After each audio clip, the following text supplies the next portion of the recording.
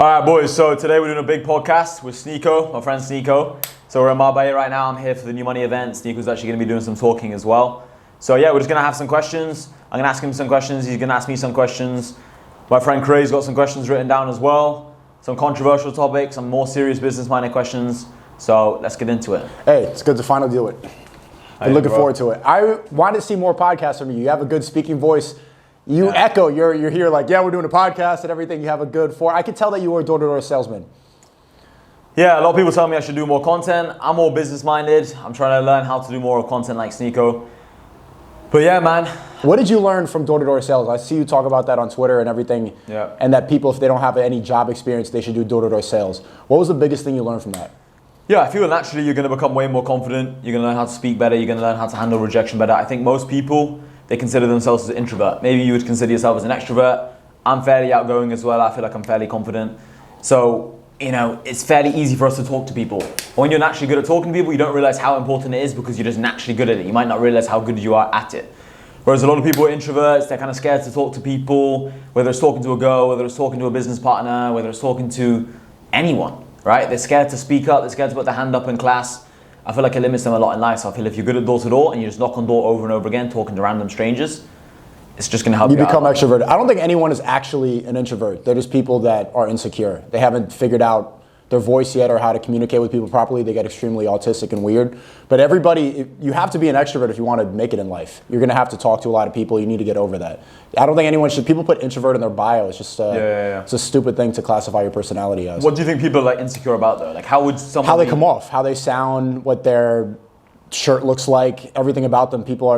They're thinking. The only reason people are introverted is because they're just thinking internally. They're in their head more than they're just in the moment. So how would you tell people just to be in the moment and just let go? Would you say just put yourself on YouTube? Would you say talk to more strangers? Well, I found it from YouTube. It seems like you found it from door-to-door sales because I was introverted. Were you like a weird nerd at some point? No, so I was always just a class clown in school talking shit and just making jokes. You were never like a weird nerd at all? No, not really. I was always joking around in class too, but I still was like in middle school, like growing like 12, you still didn't have... I wasn't the cool kid, but I was certainly not the not cool kid. I was just in the middle, class clown. I had my friends and that was it. But yeah, I was always making jokes, yeah. Like my brother, he's more quiet. I've always been loud. Like my mum said to me, literally as soon as I was born, I was basically like talking to people, making jokes. I was always the kind of person just talking to people, talking to strangers, saying hi, being smiling, positive, you know? So I think naturally some people are more outgoing than others for sure. Everyone is that until they get shot down and then they put up defenses. Well, I'm wondering what it's going to be like for you at this event tomorrow. We're in Marbella, you have 45 people showing up. Like how are you going to be able to interact with everybody? What's the event going to look like? I want to start doing stuff like that. Yeah, so we've had a couple of events before, a few new money events before. Before there's been like 80 people going. This event's been a bit different with the way we structured it. Less people have been coming. But yeah, for me it's pretty easy, man. At the end of the day, I feel like when people are there to see you and people want to see you and people have the same message as you, people like you, people respect you, it's easy to talk to them. If I was talking to like 45 transgenders, or 45 liberals or 45 Joe Biden supporters, yeah, it'd be a bit more difficult, be a bit more hostile. But then, yeah, you got to learn how to read the room, got to come across as, you know, you can't, you know how people say, oh, I don't care what people think. Yeah. I don't know if I agree with this. Everybody cares what people think. Yeah, man, I care what people think, you care what people think. Everybody does. It's actually, you're a sociopath if you don't care what people think. Yeah. There's a big amount of people, a lot of the liberals, they go around saying they don't care about judgment. They want to have slut walks. They want to go out and twerk in the streets right now during Pride Month. But they're doing that because they care about other people's perception of them. They need validation just like everybody else does. Everyone cares, and you're lying if you say you don't. When I was younger, I used to say I don't care what people think, but then I realized as I gotten older, it wasn't that I didn't care what people thought. It was that I wouldn't let it affect me too much. That was what I wanted. I wanted to just be able to do what I wanted, and if someone thought this of me, I still would do what I wanted. Like I don't want someone to think, oh, this is cringy, or this is, Hassan shouldn't be doing this, and it stops me from doing what I want to do. You know, like how many times have you been called cringy for streaming, stupid for streaming? Every day. Every day. So it's like, you still care what they think, but you don't want to let them stop you. You don't let the haters stop you. How do you come up with your tweets? You're very funny on Twitter for somebody who's not doing content a lot. I saw recently you said that after 6 supercars, you get the N-word pass. Yeah, so, yeah, a lot of the things I say, I'm exaggerating a little bit, I'm joking around a little bit. For me, it's just, I don't think too much. Even with this podcast, you know, maybe you prepared a couple questions, or naturally you're just very good on camera, but I haven't prepared anything for this podcast. My friend Craig, he's got a couple, to be honest with you. Yeah, I know. Craig's got a couple questions written down. Maybe towards the later end of the podcast, we'll have these questions to talk about. But yeah, man, I just think, what's the worst case scenario? Worst case scenario is I don't do the podcast. Right now, we're both in Marbella. The timing worked out perfectly. We're always very busy. We're always traveling around a lot. So I thought, fuck it. As long as I'm just doing the podcast with you, it'll be good. We both can talk. And at the end of the day, I feel like it's more authentic that way. I don't plan any of my tweets. I just do it there and then. You know, sometimes you don't overthink it. You just tweet it. It doesn't matter. Don't overthink anything. I have a Telegram channel as well, which I'll put in the description of this YouTube channel. And all my voice notes are just straight off the top of my mind. I never plan anything. You know, people always say to me, Hassan, how do you come up with so much content? Because I don't think about it. I feel like if you think about everything, you get less done in a day. Because you only have 24 hours in a day. It's like if you think about everything, it's just mentally draining. If I prepared this podcast for 2 days, bro, think about it. Maybe I would have talked myself out of it. I don't know if I want to do content. Maybe it's not the right move for me. And you know. But if you just do it, then you don't have time to analyze it. You don't have time to doubt it. Do you really think it's worthwhile? I've seen in the money Twitter space, everyone's saying, just fuck it. Blow all your money in the casino, go travel to Dubai all the time, take private jets, just live extremely recklessly. When we were in Bucharest, we were, and this is haram, this is before I reverted, but we were gambling pretty much every day. I was drinking too. It was extremely degenerate, but it was everyone there. It's just like, just fuck it. We're all rich. Like, we don't really need to think about the consequences. You think that that's a worthwhile mindset? Is that the best way to live for young men? Yeah, I think so. I don't think you should go gambling all your money away, but yeah, I think you should. Because I remember you were gambling and you had like... I was up $2,000, 2,000 USD, and then I was just waiting in the lobby and went in, 3 plays, gone. $2,000 profit, gone in 3 moves. I think you were up a bit more. I think you got to like $4,000, then I think you lost it all. Lost all of it. The point is, yeah, at the end of the day, I don't think it's the end of the world because like, it's not your house you're putting on the line. It's not your car. It's not your entire You're life. young. You don't have any responsibility, so might as well enjoy life. Yeah, like if someone said you lose this money in the casino and then your mum goes homeless and she starves to death and she dies, well then yeah, don't do that. That's very irresponsible. But I mean, for the most part, yeah, what have you lost? You've lost a bit of extra pocket money that you'd have spent on some extra clothes or some extra shoes or an extra plane ticket. That's not the end of the world, yeah. I was always a big spender. I was always spending money on courses. I was always spending money on mentorships. Always spending money on books, traveling. I'll spend all my money on just petrol, driving from one side of England to the other side of England just to try and meet people who I saw online who I thought I could meet. Most of them were stupid. But I feel like it just gives you experience, you know? Like, what is your opinion on spending money versus saving money? Yeah, you need to have life experiences, and I think that men need to go through things before they realize that it's wrong. Obviously, like, I'm not going to bring it up, but I was telling you something specific in Bucharest that you should have... I was giving you advice about something, but men don't understand. Men aren't going to realize what you should do until it happens. Yeah. I think you need to have an experience to base your life off of, or else the curiosity is just going to get to you. For example, we were talking earlier about how, like, we went to the mosque today. It's Friday. I've been going to the Jummah prayer. But the people that grew up with the Quran, I don't know if you did, that memorized the Quran fully. What's the word for those people? Hafiz. Those are the most degenerate Muslims now. They're the ones drinking all the time, doing drugs, partying for the most part, because they were forced to be Islamic and be pure all the time, that the curiosity will just get to your head. And I got to try alcohol now. I was told so much that you can't do it. That curiosity will get to you. And now for the point, like, I have the experiences of drinking, gambling, doing degenerate shit for years and years and years. I don't need to do it anymore. I know what it's like. Yeah, 100%. I think FOMO does get to you. That's why I tell people to travel, spend their money, because it's like, some people say, oh, just get to 30K a month first, get to 20K a month first, and then completely have fun. I think you should have a bit of fun on the way, create some memories, because if not, I mean, it might be a while before you get to 20, 30K a month profit, right? A lot of people might not just get there for a couple of years.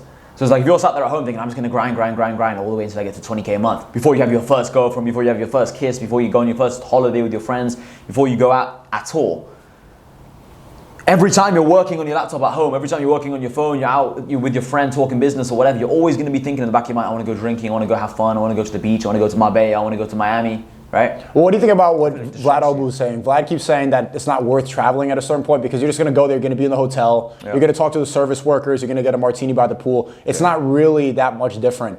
And so I love traveling, I love going all around, but I'm like, am I really being that immersed in the culture by going to a place for like 2-3 days? Like, we were in Bucharest, Romania. How much did we even interact with any Romanians besides the people just at the hotel? We were pretty much, everybody there is international. We could have been in any city, it would have been the same exact environment. We're at Vlad's house and we're just like sitting around on the TV playing music that everybody else plays. When you go to the club in any of these cities, it's Drake. It's really not that much different.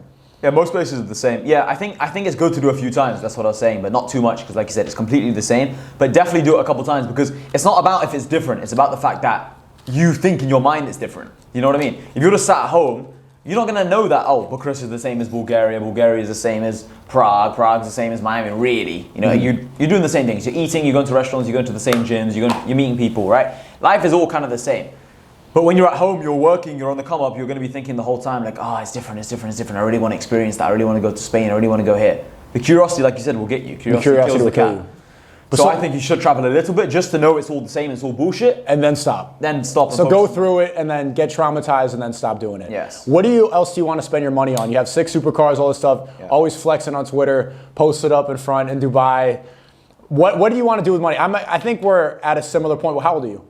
I'm 23. I'm 24. Yeah. So have money, stuff like that. We're both millionaires. Yeah. But I don't even care about supercars. Like I have no desire to really do that stuff. So you were asking me before, it's like, what do you do with the money? What do you do? What's the most important thing you could do with your time? Or how are you going to have the most value? Because I don't feel the need to get to 30 million like that. Besides being able to provide for my family, but is like a private jet like that really? That's not really providing, is it? Yeah, people say, oh, I need to get to this million to get private jet, to get a yacht. But it's like, your family don't need a yacht. Your 3-year-old daughter doesn't need a yacht. And this is the thing, a lot of people are scared to like have kids because they're like, I need to provide for my family. But it's like, your kids aren't even expensive all the way until maybe you want to go to college in America. I think that's expensive. But up until then, like clothes are cheap, food is cheap.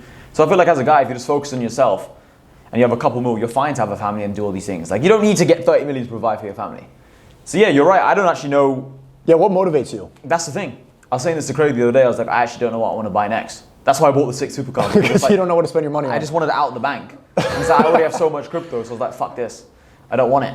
So I think you just get to a point, where it's just like, it's about playing the game. Like believe it or not, I'm actually not materialistic. I buy these supercars because... Yeah, you showed up here in slides. I showed up in slides, PSG shirt. Yeah. I just don't give a fuck. Jogging bottoms, Adidas. I wear the same ones every day. I have the same few pairs. Black tank tops. People on Twitter are always like, oh, if you're a millionaire, why do you wear a £3 Primark tank top? It's like... That's the thing. The richest people don't have any Gucci, Versace, anything on. The richest people, billionaires, have just a polo shirt, khakis. They have terrible drip. They don't care to show or flex because they have so much money. I mean, I'm literally wearing Versace sliders now, so I can't be a hypocrite and say that. But well, okay, but still, I mean, slides. But the point is like, I was never motivated materialistically. You know, my mum always used to tell me, like, Hassan, let's go to a shop, let's buy you new clothes. When I was younger, if we were going for a family dinner, she's like, you wore the same clothes last time, you can't keep wearing the same jeans, the same top to the same family restaurant dinner, let's say. You need to buy new clothes, you need to buy new shoes, and I never gave a fuck about those things. I always just thought, I wanted money for the freedom and to be able to go to where I want. Like, are you motivated more materialistically or by the freedom?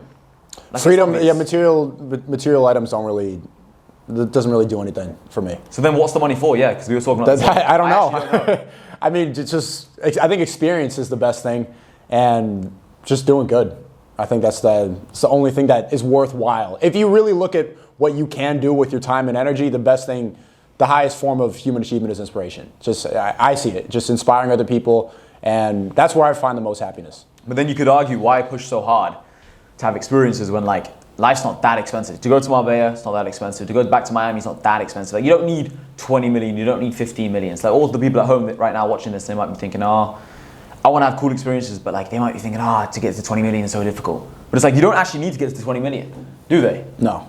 Right? Like, it's not that expensive to travel, especially if you're flying economy here, there. But you strike me as somebody who's going to get to 100, yeah, 200 million. I will, but it's just like, I don't even know why I want to get there. I think it's just inevitable. I've always just been a numbers guy since I was young. Yeah. I was always very quick in my mind with numbers, and I think it's just inevitable, but it's like... Yeah, I can tell you're somebody that sees life as a video game. Yeah, it's just... The money's out there. How do you see it then? Because I remember in Bucharest we spoke about this, you were saying how you just care about having an impact for 10, 15, 20 years, like for a long, long time. Yeah. You care about the good you do. Because do you feel like you're responsible for inspiring a lot of the youth? Because you're 24 now, a lot of 16, 17, I mean, even 29-year-olds look up to you, right? So...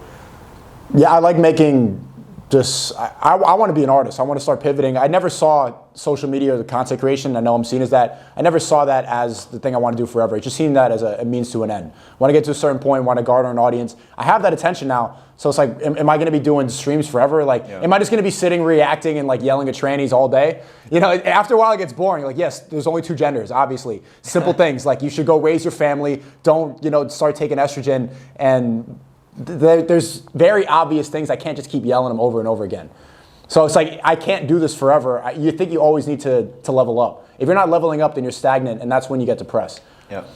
Do you think you'll do what KSI did? Like, he was just being crazy online, streaming, live streams, reactions, no, then he went into boxing, he went into music. Do you think you'll go into boxing and music? I've seen you start sparring recently and all these things. Yeah, I want to start getting into boxing. I mean, if I make music, I'm not going to... Name one KSI song.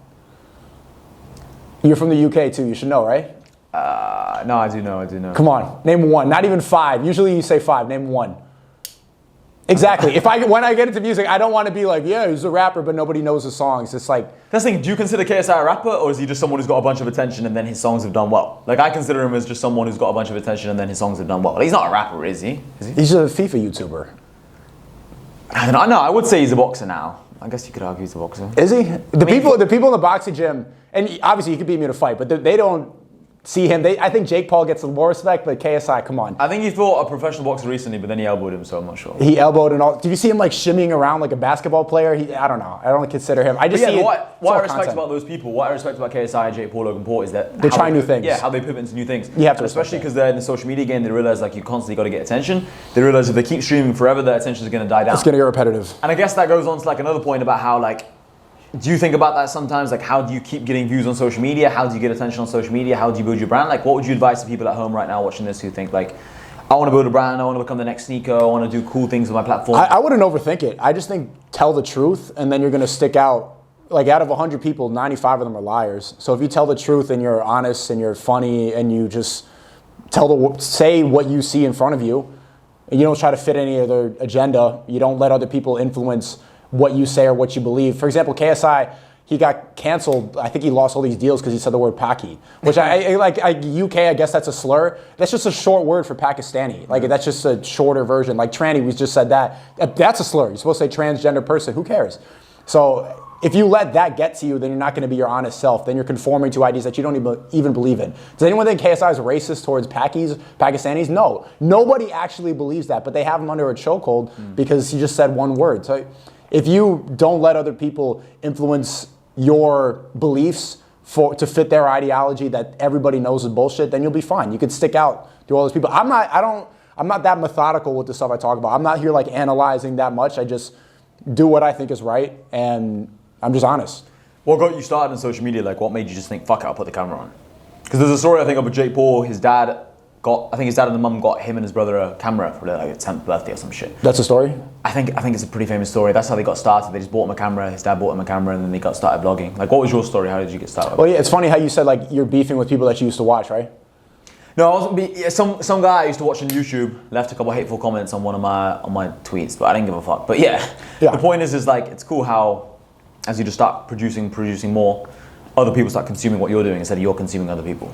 I wanted to start because I was watching guys like H3H3, KSI, all these people. I just would like open up my laptop and see that they were making a living, talking to a camera, being funny, do what they wanted to do. I'm like, I could do this. Like anyone could just, back then YouTube was your webcam on your MacBook. Yeah. Photo booth was how you can have millions of followers. People could listen to what you said. So anybody, when YouTube first blew up, it was like, oh, anybody can do this. It was a very peer-to-peer, it felt like FaceTime. You know, now it's become more production, but it's like anybody can do this. So like, there's nothing that is stopping me from doing it. But now a lot of those people that inspired me back then, we have disagreements and stuff like that. So it's a Who is this H3 guy? I'm always seeing him pop up online. He's just if he saw this podcast, he would get mad that we said the word tranny. Like he's that type of guy. He used to be funny and then switched up to. Is he the Ethan guy? Yeah. Ethan Klein. Yeah. Yeah, I've seen him. He's the fat guy. Yeah, that's how he's known now. He wasn't known for that before, but that's what you become if you let them influence all your decisions. So what does he thinks that being a tranny is good? Yeah. So he's stupid. Yeah. What's your thoughts on tranny? You want to talk about that? I mean, I made a video about the whole Mr. Beast Chris situation. Yeah, why are you beefing with Mr. Beast? That's my guy. So Mr. Beast followed me on Twitter, then he unfollowed me, and pretended he didn't know who I was. Is that true? It's true. Really? It's true. Oh, wow. So he pretended I didn't know who I was, and I made a video in the Versace robe showing him my supercars that you definitely know who I am. Of course you know who I am. Okay. So it got like 1 million views, and then a bunch of people in the comments were saying, bro, Mr. Beast doesn't know who you are. Mr. Beast can buy loads more supercars. I was like, I can buy loads more supercars. He has a lot of money. He's going to be a billionaire. He's already a billionaire for sure, yeah. That's the thing, I was only joking. But this is the thing on social media, people are stupid, right? But obviously I don't have a problem with Mr. Beast, but I do actually have a problem with the Chris person. Why? Because with Chris had a family, he had a wife, he had kids, and now he's just absolutely left them. He's deserted them. Just have a sex change so he feels a bit better. Like, why? There's definitely an agenda taking place. I'm not sure what your opinions are on this whole agenda. You think they were going to some Illuminati rituals behind the scenes and like, Mr. Beast, if you want to be a billionaire, you got to go cut the dicks off of one of your employees? I think so, something like this, because... I don't think so. I think he just got psyoped by, I think the same thing that happened to H3, KSI, just over and over again, people just made them submit to woke culture, and eventually you cut off your dick. If you keep apologizing for saying Paki, the next step is taking estrogen and snipping your penis. I think that's a big next step, bro. That's inevitable. That's a big next step. Like, no, but how did the Chris person, because he's not even a guy, what was it? What is it? What do you call trannies? He or she? The thing. Them. So that thing, Chris. Yeah. That thing has chopped his dick off. And now, like, what is it? A woman? Yeah. Like, no guy is gonna look at her and be like, yeah, I'll fuck her. Yeah. So her life's ruined forever. Yeah, there's a lot of guys who have to lie and say that they would, because it's transphobic to say you wouldn't fuck a trans person. This is the thing, this is my problem with the whole situation. The people on this side, the people who actually believe in the whole tranny stuff, the transgender stuff, like everyone do what they want. They're purporting it, they're promoting it, right? But then the people like us, we're like, okay, no, well, not people like us, I'm actually against it. But there's most people, 99% of society, they're like, okay, you know what, it's not that bad, everyone can do what they want to do. So the problem is that one side is completely promoting it and the other side is saying it's not that bad. So in reality, there's not two sides, there's just one side and then in the middle. So if you have a median and then you have one extreme, it's basically this side. Yeah, I used to be one of those in the middle people until last year, and I saw what the agenda really was. Silence is violence or whatever. It's like silence is acceptance or silence is... Yeah. You're allowing it to happen. Yeah, you're allowing it to happen, right? People always say, oh, if we were to go back in time with the whole Nazi situation and all these things back in the day, you know, I would have spoke up, I would have done this, I would have done that. Then the whole COVID situation happened, no one talked about the mask, and that's why everyone got locked up for 2 years. It's like, because one side was promoting, saying, let's get the vaccine, let's get the mask, and the other side was saying, it's not that bad. If you want to wear a mask, wear a mask. If you want to get a vaccine, get a vaccine. But then it's like, there's only one side. This is the problem, there's no free speech. You need to fight against it or else you're allowing it to happen. Yeah, and the thing is, I'm not too interested in changing the world, really. Like, I'm not sure your opinion on this. You just want to make money and do your thing and live life. Yeah, at the end of the day, I make these podcasts and I make these videos to talk to the other people, the other young guys around the world like myself who resonate with my message. Like Craig, who's behind the camera right now, he's a good friend of mine, he's a business partner of mine, he joined my private community in New Money. And now, you know, we're in Marbella together, we travel a lot together, we're business partners. So I'm talking to people like that on the internet. I'm not really interested in changing the trannies into cool people. Yeah, it's not really worth it long term. I've been having, like, the past week, I've been really getting into the agenda and what's going on. I don't want to say it on YouTube, like, exactly, but even on Rumble, the amount of pressure, the amount of censorship, and the people that are trying to attack, like, there's you can lose your bank account if you really talk about what's going on. You're getting close, like what you're saying on Twitter. I'm like, whoa. It seems like you're trolling, but you're talking about Top H. If you really talk about stuff like that, they can ban you, they can wipe you off social media, they'll apply pressure, they're gonna dox you, they're gonna go after your family. It's not really worth it. For example, COVID, I know you're saying, like, you should be fighting against it, but if you said in 2021 that COVID was developed in a Wuhan lab, you would get banned. And now that's fine. Now that is just the truth. Same thing, I got banned on YouTube for election misinformation. Now your YouTube reverse. That's why you got banned? That was one of my strikes. That was one of my 3 strikes. Did they tell you what the reason is? Medical misinformation for that, election misinformation, and cyberbullying. Cyberbullying, what's that about? I was just making fun of girls' eyelashes. That's cyberbullying and harassment. That's what it was. And now you can say that my YouTube channel is banned for a reason that's now fine. You could say that on YouTube now. Yeah. So it's just... It's because no one cares anymore, that's the thing. But yeah, I completely agree. It's like, I don't think it's worth dying on that hill. I don't think it's worth it because at the end of the day, all the people you're trying to help, like, people believe what they want to believe, you know? Just like how someone told you right now, it's good being transgender. They're not going to convince you, right? Like, you're going to be like, bro, that's a bit fucked up. The problem is when they get to the kids, though. Did you see there's this guy at FaZe, Nick Merckx, he was replying to a Pride Month parade going on. He's like, yeah, I just don't like that. Don't mess with the kids. And then the Call of Duty player or something? Yeah, the Call of Duty player. And the Call of Duty removed his skins from the game. Yeah, I saw. Because it's homophobic to say leave children alone.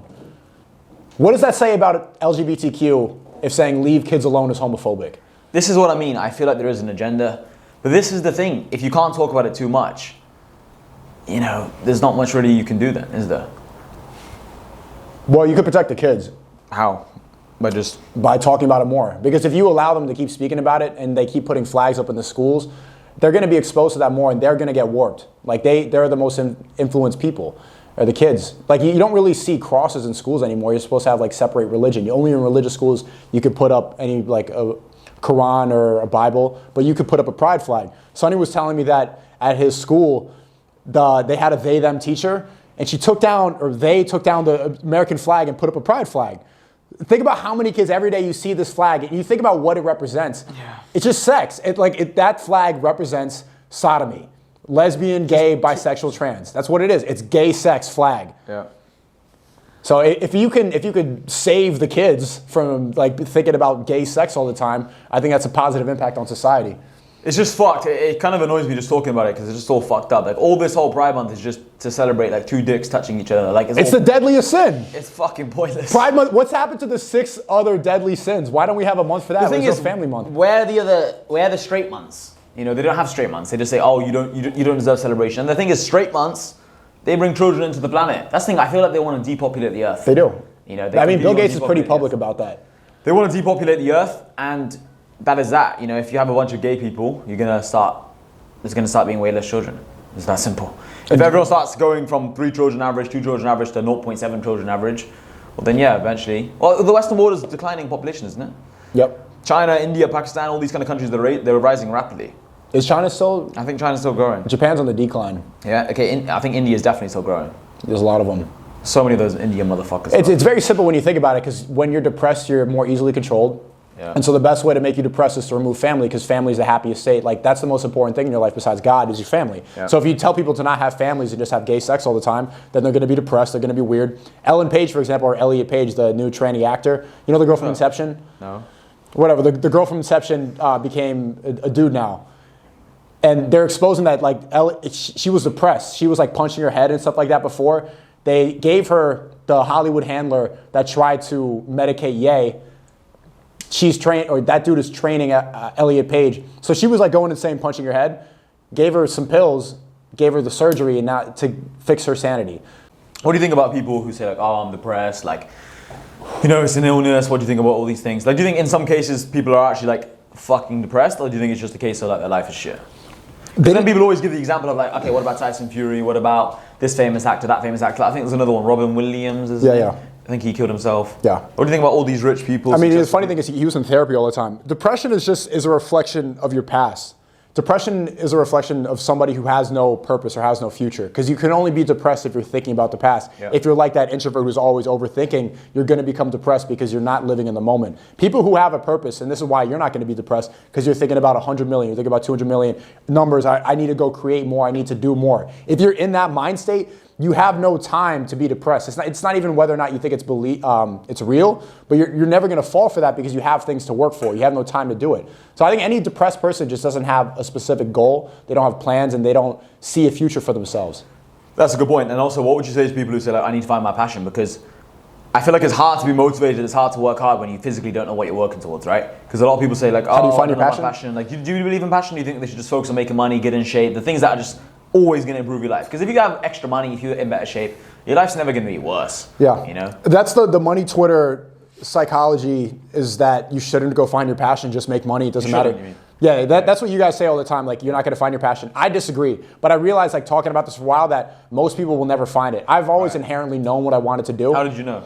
It's just what I just love doing. Like, I would just watch movies and just fall in love with it, and like, this is what I want to do. Or I'd watch comedians and just like, yeah, this is the best thing ever. This is what I want to do. It's just natural to me. But I realized that not everybody finds that, because so many people are plugged into different distractions. If they're always watching TV or they're caring about what their friends are going to say, they have no time to even think internally. I think people need to be more introspective at the same time too. Yes, like, be extroverted, talk to people. Yo boys, I hope you're enjoying the podcast. Listen, click the link in the description. The first link is my free Telegram channel. That's where I'm most active online. So if you guys want to see more footage from the podcast we can't share online, just more overall good game, click the link in the description and yeah, join the free Telegram. But if you're not going to sit alone with your thoughts, you're not going to know your true self. So you're not going to know what your purpose is if you don't even know who you are. But then a lot of people, they sit alone too much by themselves, and then they just sat there overthinking, and they don't take any action. So it's the right amount of overthinking. But then how do you know? That's the thing. But for someone watching this right now, how do they know how much to overthink? You don't. You just have to go through it. Like you said, you need to be traumatized by something, go through it, and then become better. I thought I was depressed before, and then I just realized how to fix my brain and how to not get to that point. I think Steve Jobs said this. He said, like, life is very simple, but to get to the part where it's very, very simple, you have to go through loads of bullshit. As in, you have to work very, very, very hard to know which things to focus on. Like now, you got your cameras. You got your camera guys here. They help you with the streaming. You're doing all these things. You're making videos for Rumble, all these kind of things. But it's like, for you to get to this point, you have to work hard. In 10 years. 10 years. Because lots of people just see, I want to become the next SNEAKO. I want to do YouTube, or I want to do Rumble. I want to do streaming, Twitter, whatever. I want to build a personal brand. But it's like you've literally been doing it years and years and years. So you went through so much bullshit doing interviews in the underground, on the train, all these things, talking to random people on the street, to get to the point now where you're just sitting in front of the camera, streaming, traveling, doing all these things. So my recommendation for people is like, whilst you're thinking, whilst you're overthinking, work. Like, people just sit there and overthink and sit there and think, let's just say on a chair. I always say, like, it's better to think in the shower, it's better to think while you're driving, it's better to think while you're eating, it's better to think while you're, let's say you're working a 9-to-5 job, it's better to think while you're scanning items in the supermarket, right? Let's say that's your job. Because then you're still being productive. It's just some people, they don't have a job because they say, oh, it's not worth my time. 2K a month's not worth my time.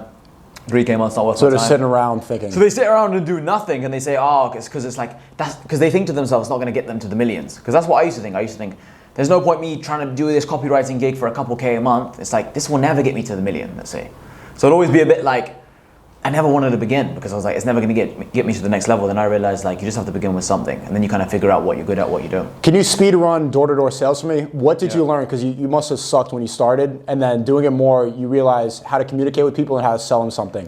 What did you learn from door-to-door sales that you could tell me now? Yeah, so I think the biggest thing I learned was this whole philosophy I developed called like buy or die. So it's a sales principle called buy or die, and I think like this is why I'm very good on Twitter and just selling in general now, is because whoever's watching this right now, if they don't join my private community New Money, they're missing out. Yeah, like I literally think like they're just dead to me. I super don't give a fuck about them. That's just my honest opinion. Okay. And because I have this mindset, I sell it with lots of conviction and it's very authentic. So it's belief. How do you believe in a water boiler? That's what you were selling. Because it came with a guarantee. If there's any problem, they'd call that company. It was always working. It was a brand new boiler. Yeah. It's completely perfect. Yeah. Right, so of course it's going to be good. You believed in the boiler. And I believe in New Money, right? So Craig right now, he's sat here in Marbella. We are now living together in the Palm, mansion in the Palm. It's like 25K a month rent. We have e-com stores together because he joined New Money. Now I wouldn't be living in the Palm if it wasn't for Craig joining New Money either. So this is the thing, people don't realize, like, I've gained so much from New Money. All the people right now in Marbella, like the ones I've actually traveled with here, not the guys at the event. Like, they're all my close friends I spend every day with in Dubai. So all my closest friends in real life are from my private community New Money. So I believe in it massively. The reason why I started the group was actually in Miami 2021. I was in Miami for 2.5 months. Went to Vegas as well for a couple of days. Went to Los Angeles for a week as well. But initially I was just in Miami.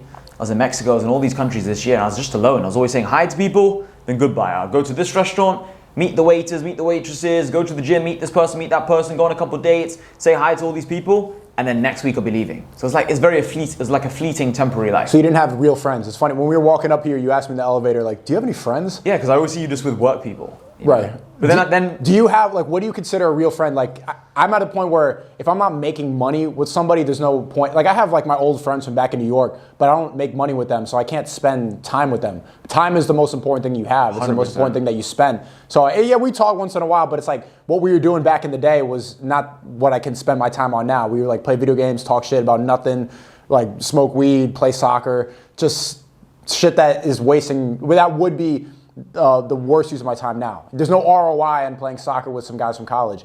There's an ROI if I make friends with somebody that I could actually work with, like my cameraman or other YouTubers, stuff like that. Those people should become your best friends. The 5 people that you spend most time with, like, you want them to be your friends, but you also need to be making money with them or else you're going to be lapped. Otherwise you'll be broke, yeah. Yeah, so I only have one friend from back in England, well, like a day one friend. I've known him for like... How often do you see him? He was in Dubai a couple months ago, but he has a normal 9 to 5 job. A couple months ago, yeah, there you go. Yeah. So he has a normal 9 how to 5 often do you text him? I was actually messaging him today, but before this, a few weeks, yeah. Because it's not the same. The conversation's not the same. It's like, because this is the thing, man, like if someone's working a normal 9 to 5 job and they're making, let's say, not normal actually, but let's say a decentish 9 to 5 job, making 50K a year.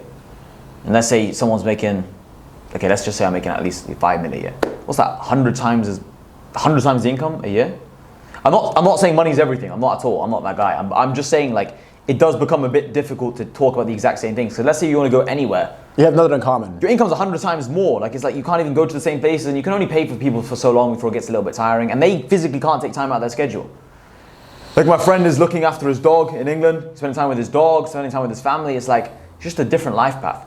But to be fair, because I only have one friend from back at home, like my close friend, like in the future I'll take him out of his job and he'll come work with me. And I told him that, he kind of knows that. So have you already tried to give him a job? In the past, yeah, but now my logic was this: if you just keep putting yourself in a better and better position, then it's easier to influence people.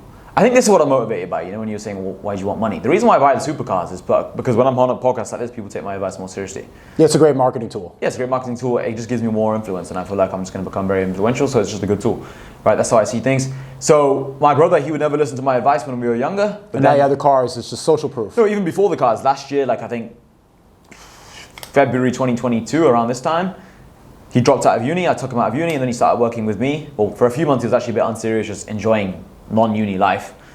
But then in June 2022, he started working with me, helping me with things, and now he's living with me in the Palm as well, in Dubai. So people take your advice more seriously when you're doing well. My mom takes what I say more seriously now as well, because before I was always telling my mom, like, oh, I'm going to be And successful. she thought you were crazy, like, go get a real job. Super crazy, because I got kicked out of university. For what? For punching someone. Nice. Yeah, so it's just some bullshit fighting freshers. You punched a trainee? Yeah, I think they were. Nah, it's just some guy, just a scuffle, pushing, ripping we were like ripping each other's shirts. It's like a scuffle, right? Then I noticed my shirt was ripped, punched him, 4 of his teeth came out. Then had to From one punch? Yeah. From a right hand? Yeah. 4 teeth, like Yeah. on site? They wrote an article about me. You can search it online. They wrote an article about me. So initially, this was in October 20. Did you break your knuckle? No, but it was cut. So then what ended up happening is, long story short, I had to go to jail that night. They put me in the cell that night. 6 months later, they sent me to court, magistrate court. Then they took me to Crown Court. Then they told me, because you're in a very good uni and you've never had any criminal offences in the past, and because you only punched him once, it's not accident, but it's not too serious. If I punched him like 4, 5, 6 times, it would have been very, very serious. And Did he get knocked out? No, but he was just teeth just started. Blood everywhere, yeah. Yeah, and then they gave me a suspended sentence. They gave me a restraining order on him, and then they gave me 300 hours of community service. So in England, the maximum number of hours you can do community service is 300. Like that's Would you have to pick up trash? No, it was like actually working in a charity shop. Again, because I went to a good uni and had no criminal offences in the past, they thought, okay, he's obviously good overall. That's a lot for one punch. It's because of the damage, and this is the point. Let's say we're at a train station and you accidentally bump into me, or someone bumps into me, and I fall on the train track and I die. The train hits me. Do you deserve to go to jail for that? Well, yeah, you killed me, right? So it's kind of like, although it was a bit like, I don't think you go to jail for that. if you push someone, even if you didn't mean to push them onto the train. Let's say we're just pushing, like play fighting, Yeah. and you push someone. Okay, that's different. Yeah, so it's like, it doesn't matter about the action. That's only considered slightly. If you kill someone, if you punch someone, they knock their head on the floor, you do go to jail. It's the result, not the act. Yeah, it's the result, right? Was he drunk? Yeah, we were both drunk. Yeah, it must have been because 4 teeth came out. It's like he probably mouth open. Yeah, so then they gave me a restraining order. They gave me 300 hours community service. The minimum in England is 40. The maximum is 300. So I had to do that all of the summer. And then because obviously the parents were super annoyed because they had to pay like £30,000 to fix his, because it was like the jaw as well. It wasn't just the teeth. It was like his whole mouth. So he had to stop playing rugby as well. He wrote like a massive essay in the court, like explaining the situation, like why I should be kicked out, why I should be going to jail. He ratted on you? Of course, he not for his teeth out. So he was in the court because they put you behind a glass box. I was just like listening to him read out this big essay. There's a glass box in the court? Yeah, that's how it works in Crown Court. So he had like this big essay. I remember this big ass piece of paper. His dad was there as well. I think his girlfriend was there as well. Oh, saying like, oh, the blood squirted all over me. I was traumatized by this and blah, blah, blah. So then, yeah, I'm sure his parents weren't happy. So what ended up happening is they called the uni. I'm pretty sure this is what happened. Then they really just pushed on the fact that I should be kicked out of uni. Because 2 months later, I got kicked out of uni for this. Because the reason why I didn't go to jail in the first place, It was because of the uni. because I was at a very good uni studying a good course and I was always a good student academically. But then they kicked me out anyway. But that turned out to be the best thing ever because now I'm rich as fuck, so fuck that guy. Were you disappointed when you got kicked out? I dropped out after 2 years. I think being kicked out is so much better than dropping out because for me, I wouldn't have dropped out so easily because dropping out is a big commitment, right? My mom was telling me, you've wasted your whole life. She was like crying every night. Like this, she was crying every night for ages. Because my dad died like 7 years ago. So my mom's by herself. She was super worried about me. She was like, oh, Hassan, you need to go re-sign up to another uni. But because I took a gap year after school and then I got kicked out at the end of first year, that was 2 years wasted. I wasn't going to go back to uni again. So I thought, fuck it, I'll figure it out. And then I went from there. But So it's better to get punched. Yeah, punch knock people. 4 teeth out instead of drop people. out. But no, do you know what it is? It shows you the power of your words as well. Because what I would do is I'd always tell my mum, I always said to her, I'll never finish university. I always said, I'll never finish university. And then it's like, I never finished university. You manifested it. Yeah, I don't believe, I kind of do believe in that shit. Yeah, so do I. If you keep saying something over and over again, then your actions end up being, because the thing is not only was I saying all that, but then I was turning up late to all the lectures. I was missing coursework that was like 25% of the exam just because I wanted to sleep more. Like I had no respect for the degree. So it's like if I didn't get kicked out from the punch, I would have got kicked out anyway eventually. Yeah, I just dropped out. I just pulled the trigger. Same How thing. did you know to drop out? Were you already doing YouTube by this point? Yeah, I was doing YouTube since I was 14, but same thing, like mom's same situation, like you're crazy, you're gonna be a failure, like she's really upset, but after a while it's just, I think I'd manifest, I hate that word, but I guess I did It's because it's associated with like the spiritual girl. It makes me, it's a tranny word, but I always listened to Ye's first album is College Dropout, and I'm like, this is cool. Like imagine it's like dropping out and like doing your thing, you know, you didn't take the traditional Did you have path. a lot of subs by then, or completely you were nobody? Or were you somebody by then? I did, I had a couple 100,000. Oh really? Okay. Yeah. So when I was in college, I went from 30 to 100K overnight, the last day of 2018 or something like that. This is actually the power of words. I remember that year, it was my freshman year of college. I had stopped doing YouTube for 3 years because I was being a bum.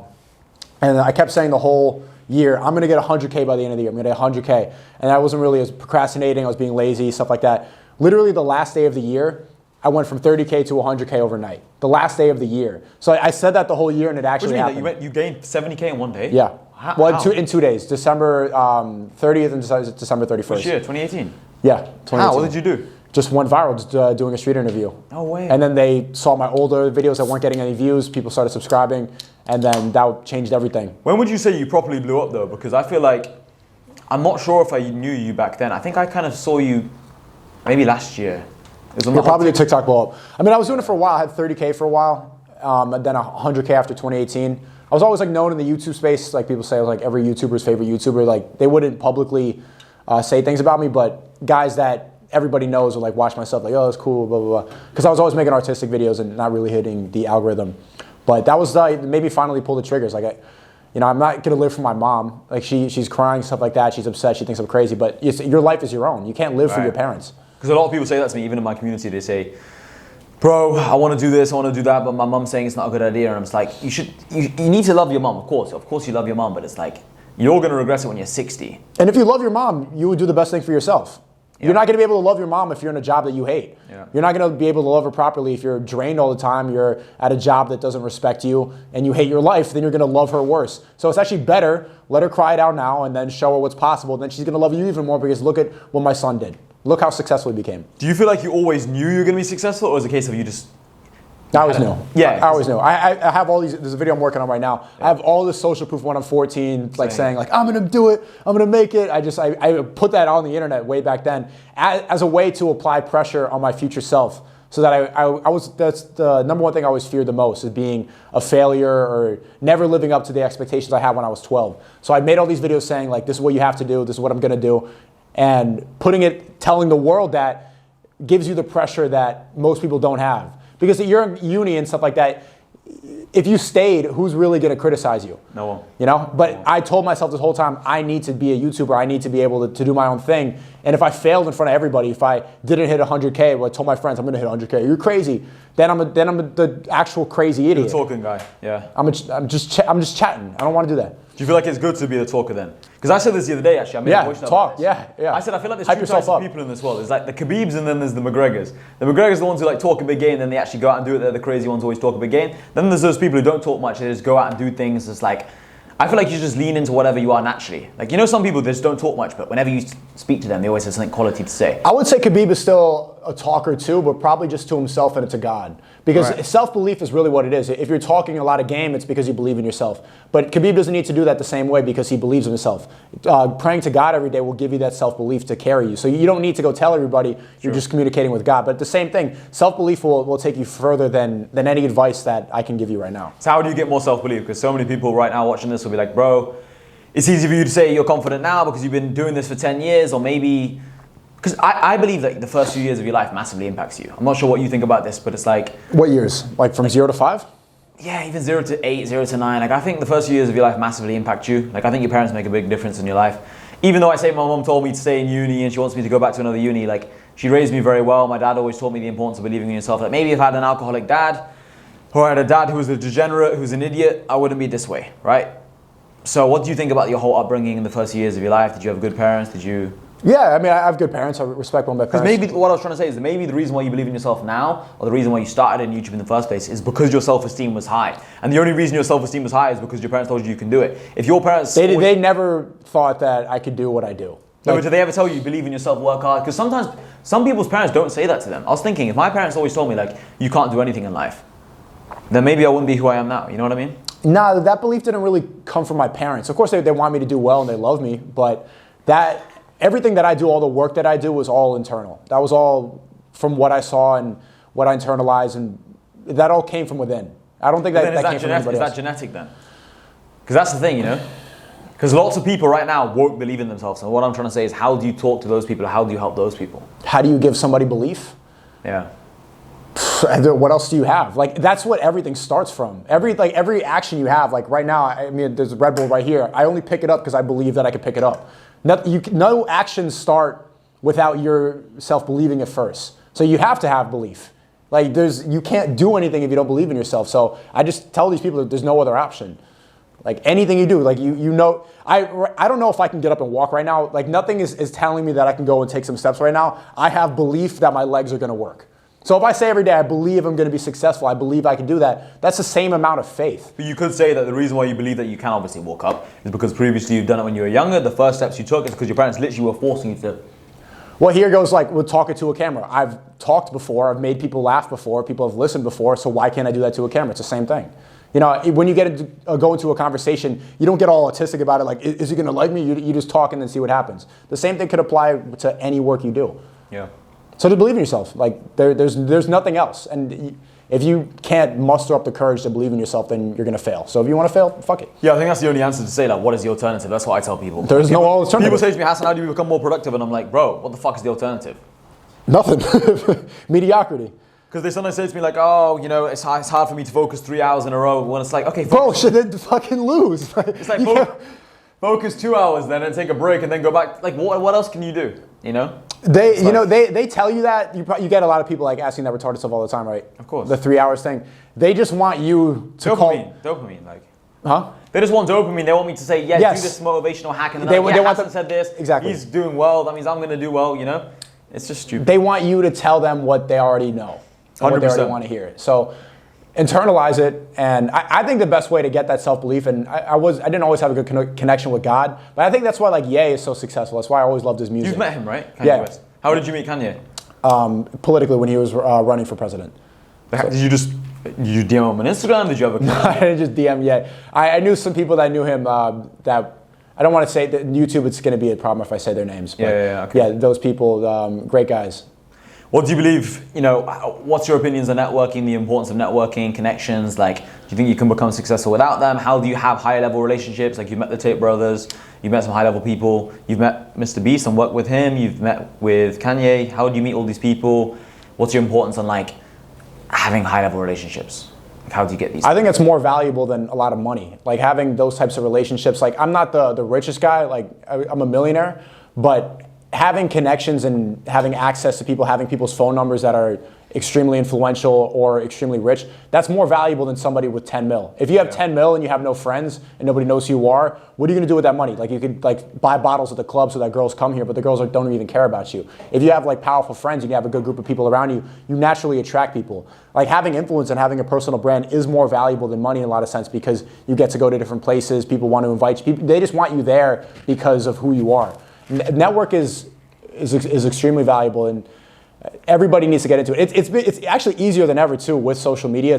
You can access anybody right now. Right now, I lied. I put on my Instagram story I'm in Morocco because we're going tomorrow, and then immediately I have all these people like saying, "Oh, come here, go there." People are DMing me like, "This guy wants to connect with you." I have all these opportunities now. I've never been to Morocco. I don't know anybody there, but now I know 10 people in Morocco, and I have all these places to go. I have activities planned that people are going to invite me out because we can just communicate immediately on your phone. So it's never been easier, and everybody should get over that. I think the number one thing that holds people back from networking is feeling like you're needy or just trying too hard. You probably have like people come up to you, and someone asked me this in the Creativity Kit yesterday. They're like, how do I network properly?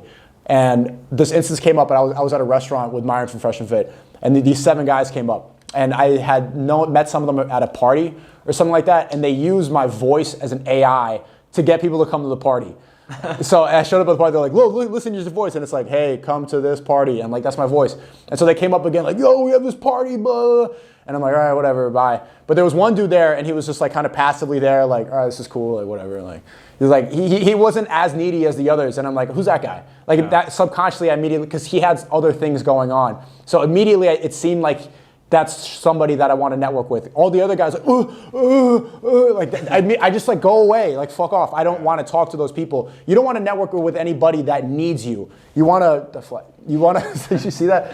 You want to network with people that there's mutual benefit from. So you can't make it one-sided. Right? Everything's about mutual benefit. People always think to themselves like, oh, what tactics do I need? What do I need to say? What do I need to do? But at the end of the day, it's like, if you're valuable, if there's some form of value exchange, then the conversation is gonna take place. It's gonna be a good relationship. That's ultimately it, right? And then also being a funny guy. Also just being like a friendly, personable guy. Like that event that we went to in Bucharest, like, yeah, there's a mutual value exchange for most of these people, but it was just fun hanging out with all those people anyway. If you're like a weird nerd and all you have is value, then okay, like you'll be able to do business, but no one's gonna want to hang around you. 100%, but I feel like someone's funnier when you can gain more from them. Do you know what I mean? It's like if you know someone's a high-level person and then there's a good mutual benefit, you're gonna like them more. It's like I said this to a girl the other day. I was like, "You're a little bit funny, but you're only a little bit funny because you're hot." You know, it's like if you're ugly, you're not funny. Your personality will be shit if you're ugly. Right. So it's kind of like that with, I feel like with networking. It's like someone can be funny and charismatic and fun to hang around with, but if they're completely stupid, they know nothing and they don't know how to carry themselves.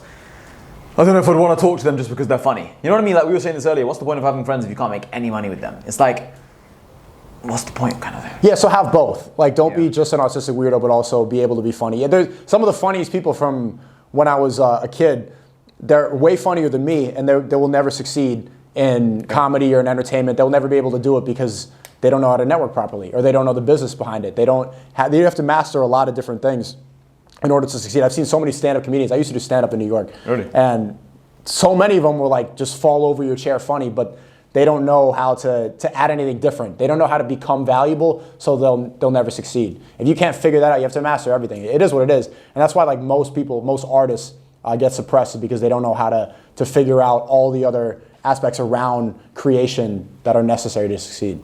Hey, what's your actual name? Hubert. Hubert. Do these people know that? You can call me Hubie, but yeah, sometimes. But how did you come up with the name SNEAKO? It's just a nickname when I was a kid. It was my gamer tag in Call of Duty. People call me that back in school. I've had the name for a long time, like 10 years. Okay. So you think when people are trying to build a personal brand, you think they should just completely focus on what they're good at and not really worry about like for example, let's say someone's more quiet. Do you think they should try and speak loudly and try and be more charismatic so they're kind of like you, or they should just go in on the whole quiet? Well, I think those people don't want to have a personal brand, or else they're going to be loud talkers. But if you want to be the next me, just develop your own voice and have a good sense of self. Develop your own identity and spend time to figure out who you are. I don't think I really realized that in the past year or so. Like a lot of people don't even have any sense of self. Complete sheep. Sheep, and because of how many distractions that are out there. I'll notice like when there's a big event, like when Ukraine goes to war with Russia, people don't even know what to think until they look at social media, and then the opinions are already there for them to digest. And so then they download other people's opinions because like it's crazy. There's all these world events. They don't know what to think. So if you don't spend time, if you just get your opinions and your thoughts from external forces, and you don't ever think about like what your worldview is, then you're just going to be sounding like 99% of people. I think this is why it's important to choose who you surround yourself with as well, is because if you're surrounding yourself with idiots, well then you're going to become an idiot with your worldview. It's like you also got to spend time around people who actually are roughly what you want to be like. If all the time you spend is around people you don't respect, then you're going to become somebody you don't respect. So not only do you have to just reflect on what you believe in, but also like everything's like an echo chamber, right? If you're around people who are winning and they're doing well and they think a certain way about the world, you're going to think the same. Yeah, everyone knows that. The 5 people that you spend the most time with, you end up becoming. 100%.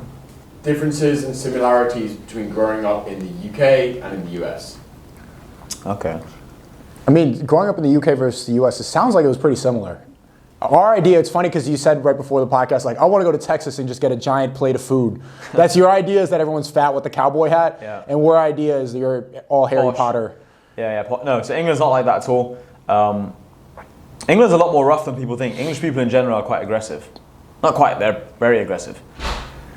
So I think growing up in England was good though. I think growing up in England might be one of the best countries in the world to grow up in. Why? Because this is the way I look at life. There's 195 countries in the world, right? And I think speaking English, I'd say, is the best language to speak, right? By far. Right. The arrogance for like, we show up everywhere all over the world. I just go up and they're like, hola. I'm like, just give me coffee. Like, what do you mean you don't speak English? Like, are you stupid? I get annoyed if they don't. I had my other filmer who he left already. he would just, he thinks it's cringe to speak other languages. He just kept ordering food, like, let me get a water. Can I get a water? I'm like, can you just say agua? He's like, this is cringe. He thinks other languages are cringe.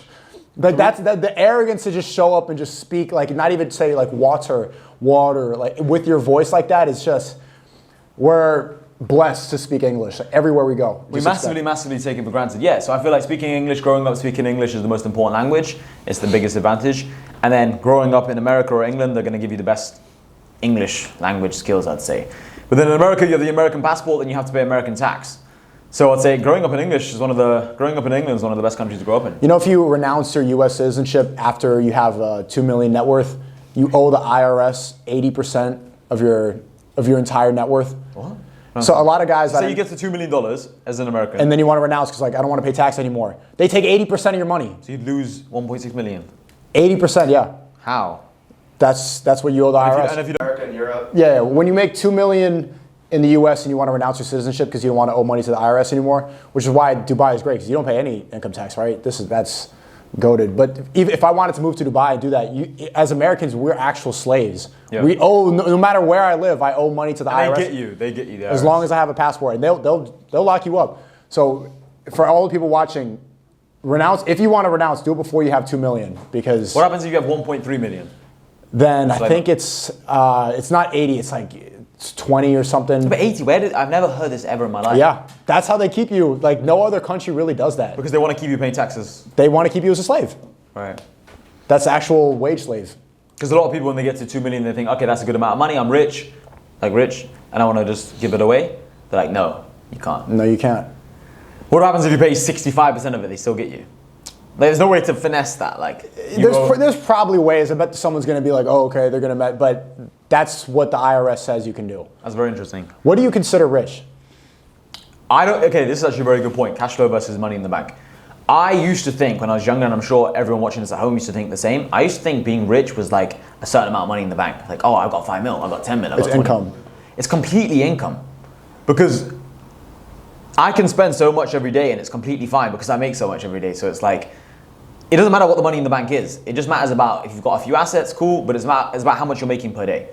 If every day you're making, let's say, $100, but you have 20 million in the bank, well, I'd rather be the person making 50K a day with nothing in the bank. Yeah.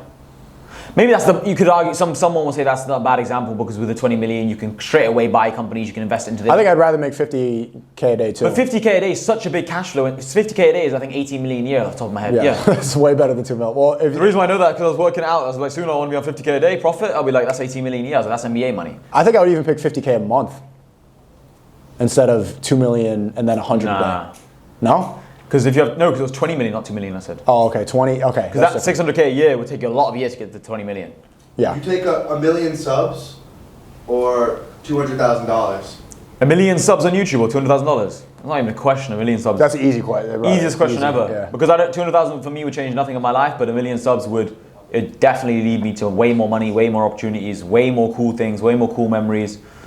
I'll choose a million subs over $2 million right now. Boys, I hope you're enjoying the podcast. Quick video. Click the first link in the description as to access to my free Telegram channel. It's where I'm most active online. I post the most kind of content there, whether it's videos, voice notes, explaining things. It's where I'm most active online. So if you guys are enjoying this podcast, click the link in the description. It's going to help you guys out a lot. Take care. In my opinion, money in the bank is worth way less than cash flow because let's say right now you have 5 million in the bank. Even if you spend, let's say 10K, and you're not making anything, the number's gonna start going down and down. Let's say every day you're spending a couple K. You're gonna start seeing the number go down. Even if it's a big number like 5 million, 20 million, 30 million, whatever, you're gonna see the number go down, you're gonna start worrying. If something's going down, if something's regressing, if something's getting worse, you should be worried as a rational person. You're like, why is this getting worse? Whereas with cash flow, it's like, let's say every day you make £1,000, but you're only spending £300 a day. Well, you're getting richer every single day. You really think you can get to 50K a day? Yeah, I will be on 50K a day. But I gotta set my game up. Yeah, but I'm saying like, let's say you're making 50K a day. I'm not on 50K a day now, I'm saying in the future. I'm saying let's say you're making 50K a day right now profit. You could spend 25K a day every single day, no problem. I'm not saying spend 25K a day on fucking champagne or Red Bull in a club. I'm saying spend 25K a day on whatever. If you buy another watch, that's an asset. Yeah, it might depreciate a couple K, but it's still an asset. If you get to a point where you're making so much money, then it doesn't really matter how much you spend. Do you have girls that are trying to leech off of you that know you have money? To be honest, not really. I'm quite good with these things, and I feel like, a lot of people say, "Oh, go, be careful of gold diggers and stuff." I think most people who say gold diggers are like, they've got no gold to dig in the first place. Yeah, the brokest people talk about gold. Yeah, and I think at the end of the day, everything's a value exchange. It's like if you're having a fun life, you're going to Marbella. Like right now, I came to Marbella with a girl. It's like she's hot, so she can have a million different guys fly her out, right? So it's like, is she gold digging? You know what I mean? It's that's like, just the guys that she has access to. I don't think you have to worry about gold digging when you're dealing with hot women because they have so many options anyway. And plus, you're in Dubai, so they just think that every guy's rich. Hot girls think every guy is rich. Trust Yeah. me. This is actually what's crazy. I saw some OkCupid stats today, and they see how men rate women and how women rate men. Yeah. Men, they rate it evenly. They think 5s are the average. Yeah. They think 10s are like 5% of women, and then 1s are like another 5% of women. Yeah. And it's an even completely. But girls, they think that 90% of guys are 1s, and 0% of guys are 10s, and then there's some 8, 9, there's some 7s, but the graph goes down. Yeah. I've seen this. I think I saw it on the Fresh and Fit podcast. You might have been on this episode. Someone said, I think Myron asked one girl, like, what do you think of, like, how many guys own yachts? And she said, I think like 9% of guys own yachts. Like 9%. But 1 in 10 guys own a yacht. Yeah. Not go on yacht, own a yacht. Yeah. So yeah, a lot of girls are very, very deluded. But then again, Think about how crazy that is to like walk around and believe that. But then again, I don't blame them. How many yachts would be out? Like, there would be no space in the sea. But that's the thing. When you don't see a certain type of person, you almost think they don't exist. So I was saying this to one of my friends the other day. It's like, not to sound arrogant at all, but it's like, I almost forget that normal 9-to-5 office jobs exist. Now hear me out, because I know 9-to-5 waiters exist. Yeah. I interact with them every day. I know 9-to-5 Deliveroo drivers exist, because those motherfuckers keep delivering my food. I know those 9-to-5 job workers exist. I know my cleaner exists. I know my maid exists, but I don't know if a normal 9-to-5 office spreadsheet guy exists, because I've not seen him in years. Right, they definitely do. So if you're a girl and all you're doing is talking to guys with money, and you're going to Monaco, you're going to Marbella, you're going to Dubai, you're going to LA, you're going to Miami, nobody else exists besides this high-level guy. So You don't even look at 9% them. actually, I kind of respect that. Like You respect how retarded they are. I respect it. I see where she's coming from, because all she does is talk to the high-level guys. A lot of those 9-to-5s are not even that bad anymore. Of course not. I'm not shitting on the 9-to-5 guy. I'm just saying it's like, if you don't see something, it's like it doesn't exist. Right. Right? It's like whatever you think about, you see. So when I was buying my first supercar and I was thinking about buying a Lambo or Ferrari, I was like, I think I want to get the Huracan. I kept seeing Hurricanes everywhere because it was in my mind. Right? If I just go out now in Marbella, I just focus on, okay, who's got blue hair? Who's the transgender? You're going to see a lot of them. You see a lot of more trannies, right? Right? You're going to see more of them. If I think, how many fat people are there in Marbella? I see way more fat people. That's true. But if right now I was going to the club and I'm thinking, okay, I only want to try and associate with the richest people here in Marbella, I want to go to the best clubs, the best tables, all I'm going to do is see supercars, Lamborghini Urus, McLarens, all these things. So you get what you see, you see what you get. So that's kind of my opinion of the whole thing. You definitely curate your own reality. What do you think? Because in Miami, there's the reputation of girls is like there's a lot of gold diggers and all these things. How do you deal with this? I think being a gold digger actually shows a lot of positive traits about a girl. For example, I had a girlfriend a couple years ago, and like when we were first dating, she would go like, I was sleeping with other girls, and then she was still like sleeping with other guys in the beginning, and a lot of them were like just like broke normies, just like regular dudes. And in the beginning, like I was like 19 or 20, so it didn't faze me. But like now looking back, and like she really thought I was on the same level as these broke losers. Like how insulting is that to think that I'm on the same level playing field? This is another thing as well. Like a lot of people think that as soon as you get money, you're just going to get loads of women, and that also that women. Like I said this on Twitter so many times. It's like your net worth isn't tattooed on your forehead, right? It's like no one knows how much money you have. It's just about the perception you have. It's just about how people perceive you. It's just about how you carry yourself. So it's like making money is important, but no one knows how much money you truly have unless you physically advertise it, right?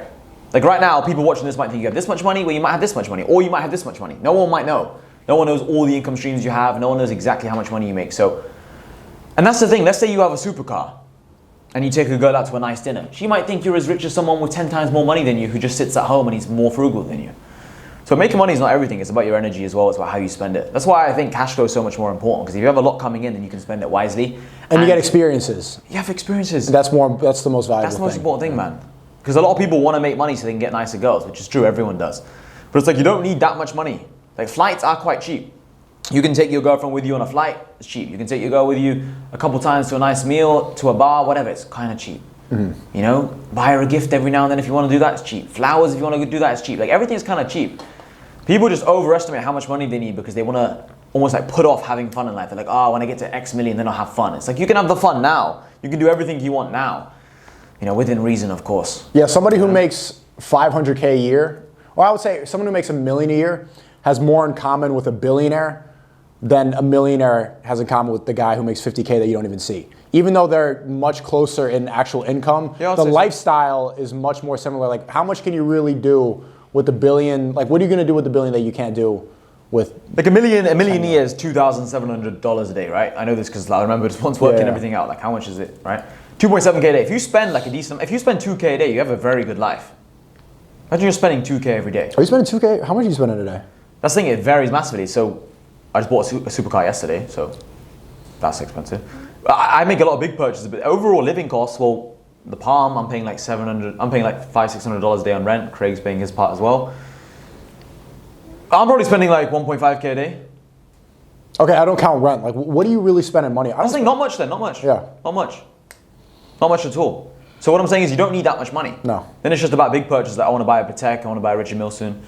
Why? Because there's nothing else to buy. What do I do with the money?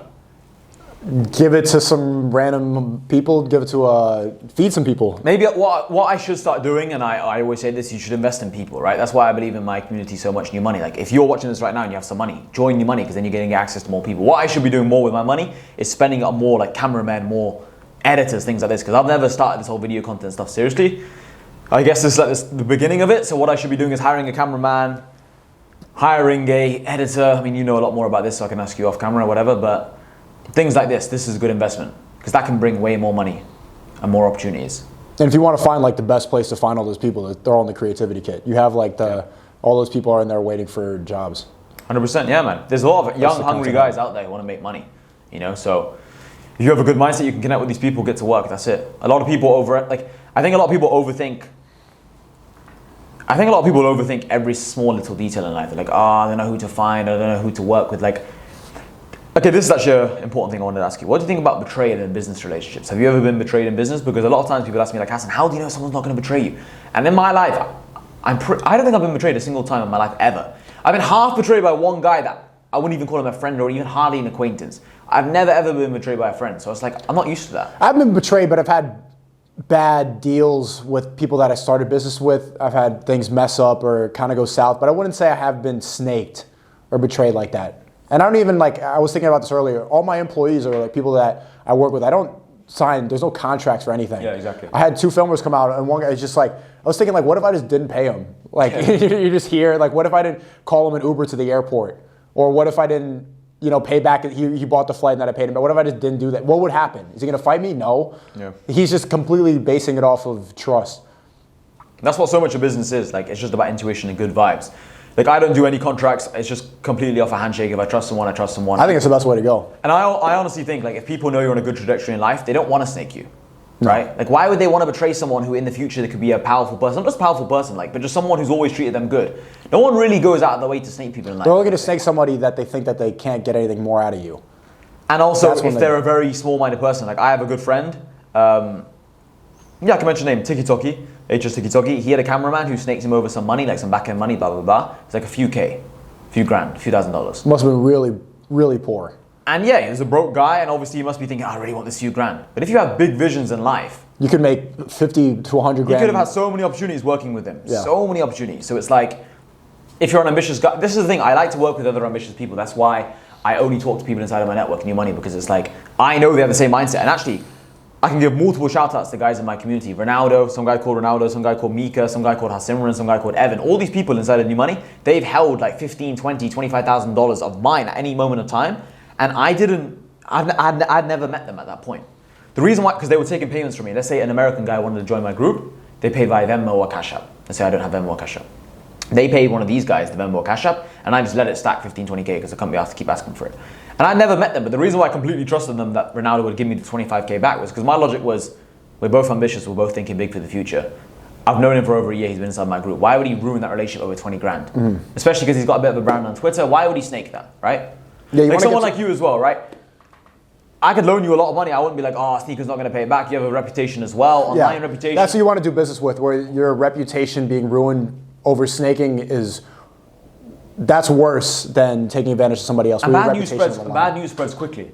So it's like imagine everyone's like, oh, SNEAKO robbed this guy for this. No one's going to money. want to work with me anymore. You That's do a so big much detriment. money. Yeah. Like at the end of the day, that's a basic sales lesson. The goodwill of people is worth so much money. I have a question for you. I see a lot of the money Twitter guys, I can tell that they really get off on flexing, especially like everybody I met at a lot of the OF pimps.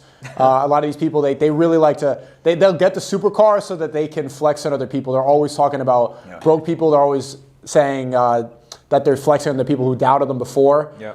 How much do you care about stuff like that? I think a lot of it you do like as a marketing tool, stuff like that. Like you'll literally be flexing in front of your car like that. Which it's funny to see every time I see that on my timeline. But how much do you really? Because I don't really have that. I don't. Yeah. That doesn't motivate me whatsoever. Someone was saying, no, Sonny was asking me like he likes to flex on the people from back in Boston, stuff like that, like prove them all wrong because I doubted him.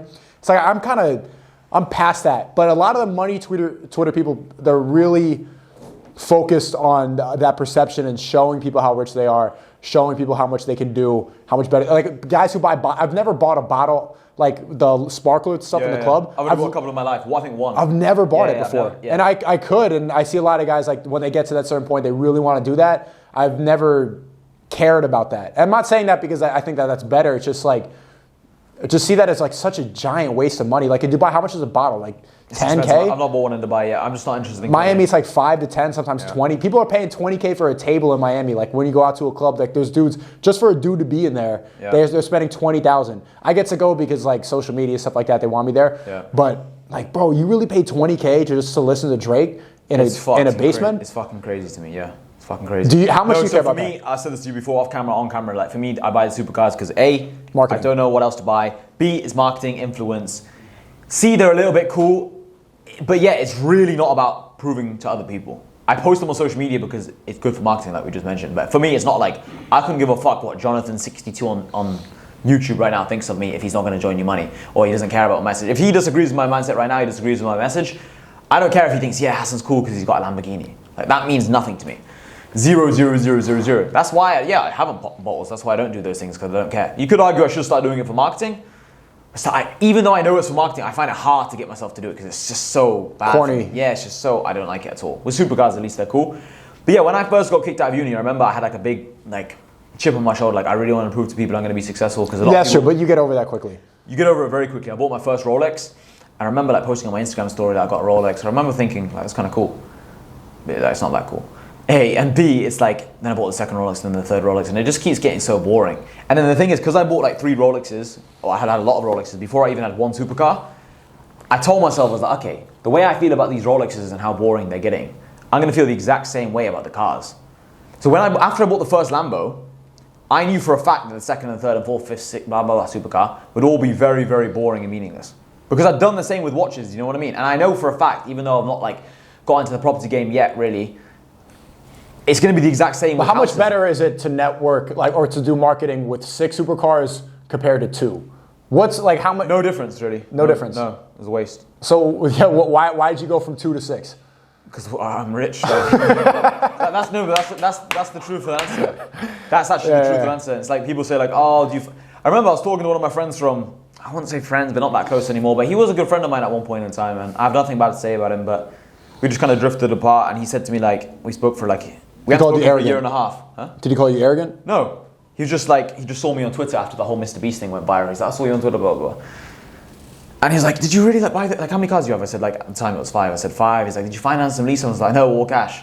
And he was like, no way, like, because last time we spoke, I wasn't doing that. Mm-hmm. So it's just like, yeah, a lot of people can't even believe it. A lot of people on social media don't even think it's real. So it's like, there's just nothing else to buy. Because the thing is, because sometimes people say to me, why don't you buy some amazing artwork that's beautiful? Why don't you buy some clothes like Laura Piana and all this bullshit?